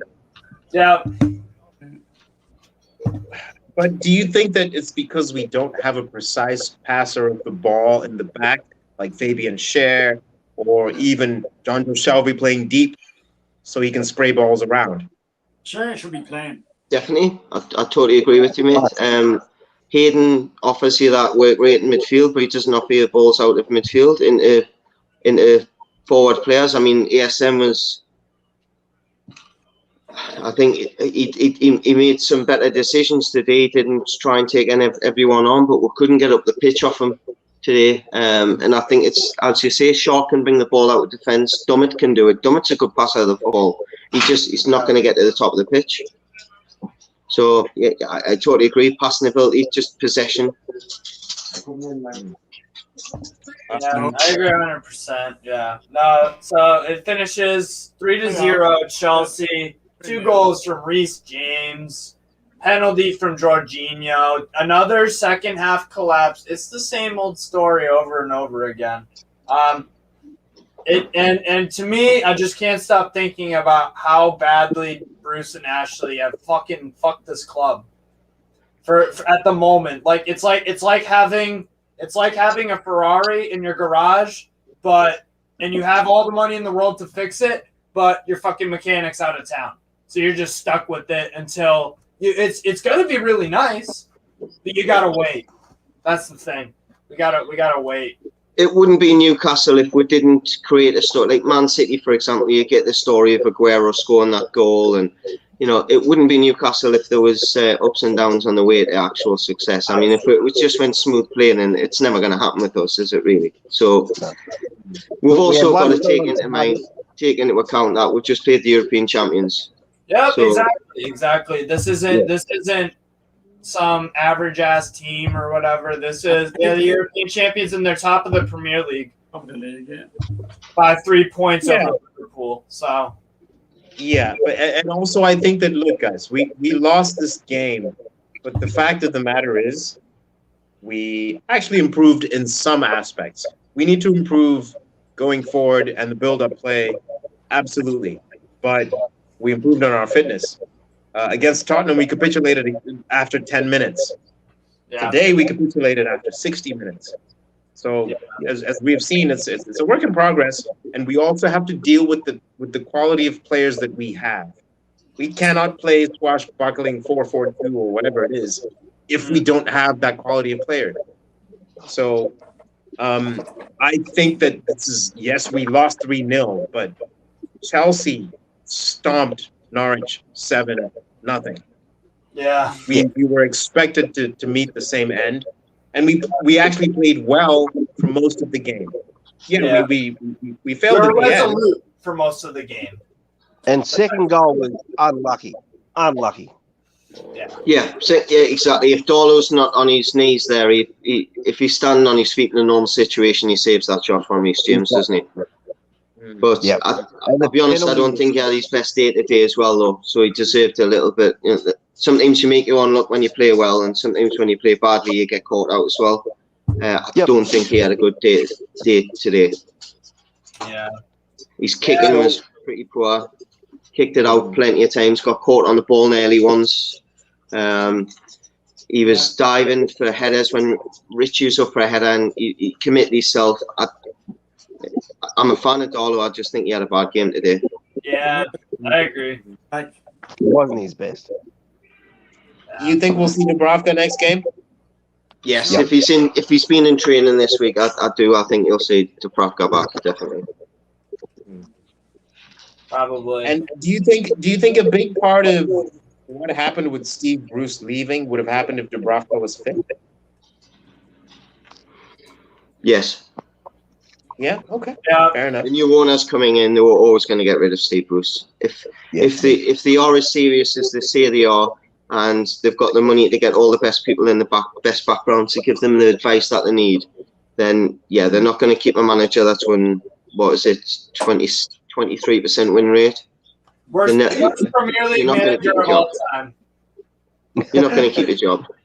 He's got 1,000 games as a manager. He has no fucking Premier League titles, no trophies of any significance, no nothing. But do you know what, though? One argument I kept hearing from people like Simon Jordan is, but he's a decent manager. Excuse me. Fucking idiot. Yeah, he's obviously going to say that though, isn't he? Because he did hire him at one time, so he's not going to make himself look like I'm not saying, he's a shite manager. That's why I hired him. So he's going to have that little bit of decorum and say, well, come on, he keeps saying to people he's not an idiot. Well, the fact that he's hired Steve Bruce in the past kind of suggests that he can be at times, but at other times he just speaks sense. So Good point. The thing is, if you're going to be a pundit and you have a problem with criticizing your friend, like, I don't mind telling my friends if, like I don't do it often, but, like, if they do something stupid or whatever, I'll be like, bro, what are you fucking doing? Why'd you do that? Like, you're better than that. Or you're not doing a great job with that. Don't become a pundit where that's your job. You're supposed to critique and analyze what you see. If you don't want to, if you got too many buddies in the industry, then just don't fucking bother. Don't bother with it if you're too afraid to do that. Just don't bother, because you're not being honest, and you're just, we all know what's up, and it's just a waste of time, and it's a waste of fucking TV. And I think sometimes, when we've heard these pundits 4 or 5 months ago coming out in, I think there's sometimes things that when they've been complimentary to Steve Bruce that they're protecting him. Were they really protecting them? Because they knew the inevitable was going to come at some stage with the new owners coming in. So all you're really doing is prolonging his agony, actually sticking up for him. He didn't deserve the abuse that he got. Yes, he's a poor Newcastle United manager, and we're glad he's gone. However, there's differences between people making a mistake, not sticking up for someone on social media, and then people hounding someone's family on social media. That's the I'm thing. sure some people that we need to take that into account as well. You're a fucking you are not an adult. You're not an adult. You're a fucking child if you send a fucking manager of a sports team death threats. You're a child and you need to fucking chill out or get off social media. But you're a fucking manager and you did a bad job. People should be able to say that. But it's going to be hard. It's going to be hard for a guy that's so long experience. He's been successful most of his career as whether it be a footballer or a coach. He took Hull, I think, to an FA Cup final. Which, if he took someone like a Newcastle to an FA Cup final, he'd be remembered in our history as well. So we have got to take into account that this guy has done things with other teams. He just wasn't never going to do anything with Newcastle. Yeah, and I doubt he'll do anything. He'll do anything. He's not a good manager, in my opinion. Yeah. But if I can just my challenge with this was the whole thing. Like, I think the abuse of his family and extended, abuse, prolonged abuse that went on is wrong, unacceptable. However, okay, if either of us here was hired as an EPL manager, right? Rest assured, you're gonna get abused.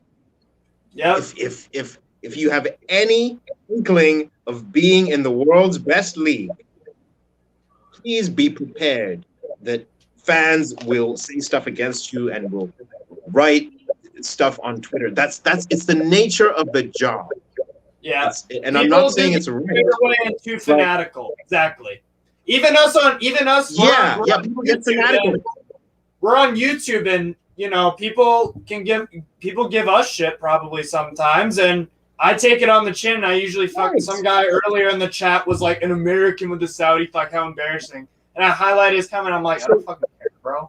It happens. Yeah. So put yourself out in public and on social media. Yeah, a dickhead's gonna make a comment. Doesn't mean it's right. Right. So what I'm saying, my argument is this: you've been in football management for 1,000 games, as we know. That's years. That's people are born and die within that period of time. Yeah. And you get paid millions of pounds every year, and you get thrown off or angry or annoyed that someone said get out of our club, or you get called a cabbage head? Do you have any idea what people said to Pardew? He was standing right there on the touchline. They were screaming in his face, and he finished 5th. I'm not saying it's right to say anything or to abuse anyone. No. I've been to a stadium. I've been to many different stadiums. I've been to the NFL. I've been to soccer games. Yeah. And people will yell some of the most horrendous stuff right in athletes' faces or coaches' faces. It's not right. Yeah. But I have never heard a professional coach of 1,000 games or more whining about being called a cabbage head. Yeah. I'm sorry, but this is the English Premier League. Yeah. Like, you can talk to Jurgen Klopp and Patrick Vieira. They've been called worse things. Yep. They have. So for me, I understand it's hurtful, but for crying out loud, go get yourself a thick skin. If you can't, you should not be managing in the EPL. And if that's a problem, take that £8 million and go cry yourself into the lap of a therapist. You can afford it. So for me, I think that for Steve Bruce to come in and say, "Oh, but my wife and all this," fine, that's wrong. But for crying out loud, you're moaning about being called a cabbage head. I'm sorry, man. It's your job. Totally agree. I think the fact the criticism I was making was the people that threatening his family, not the names he's been called. Yeah, that's not right. I agree with you there. I agree. And but that's the thing. Like here in the U.S., we have that you can call someone like bad, mean names, whatever, but it crosses the line and the legal line of when you threaten someone's life or their safety. That's not fucking cool. We should not. Or even example, like Steve, you might speak to people here on a daily basis. That some that you enjoy looking forward to speaking to, and some that you might not. You know, we have a bit of banter on the Discord. We'll say daft stuff, but we never bring. You know, you're never going to bring someone else's family members in any banter, are you? So that's what I'm saying. It's different. Banter's one thing. You know, I play pool on a weekly basis at a competitive level. We call all the team lads. We all know each other. We live in the same town. We'll call each other all sorts. But when we see each other, we shake hands. We never bring anyone's family into things. You know, it's. I think there's a big difference when you complain about being a cabbage head, like the gentleman says there. He's right. Total. You know, don't complain about the banter. Focus on the point that he was making originally when he said that his family had been affected because of certain threats and things like that. We're not going to know what's been said. But I think for him to say something like that, I think obviously we know how social media works. It's a horrible place at times. It can, You're right. Yeah, exactly. And you know, it's some people are just fanatical and honestly a lot like I don't know about you guys, but I've gotten angry and I've said something to someone and I don't mean it. I don't mean it. I just was really pissed off in the moment. Sorry, lads, just put my phone on charge. Sorry. That's all right. No, but I the other part of this too is like when people say some nasty shit, like I don't, you know, call them out and stuff, but like just because a few fans got probably really pissed off in the moment and that's not their typical selves, mob mentality, for example. Like, don't try to call a whole fan base that we're I think all. We better get back in the match, or we'll be getting wrong, won't we? Yeah. But anyways, back to the football though. Definitely a rough result, guys. I'm about. Jeez, my camera. Oh my god, what the fuck? He just got cut off. Yeah, no, we're looking at the result. So yeah, what's everybody's take?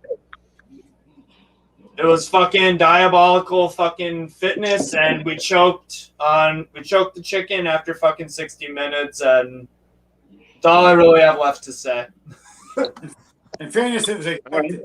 It was expected anyway. Go ahead, Barb. Yeah. But players not playing in the right spot. We need a few players in, maybe 5 or 6, all over the field. 5 or 6 minimum.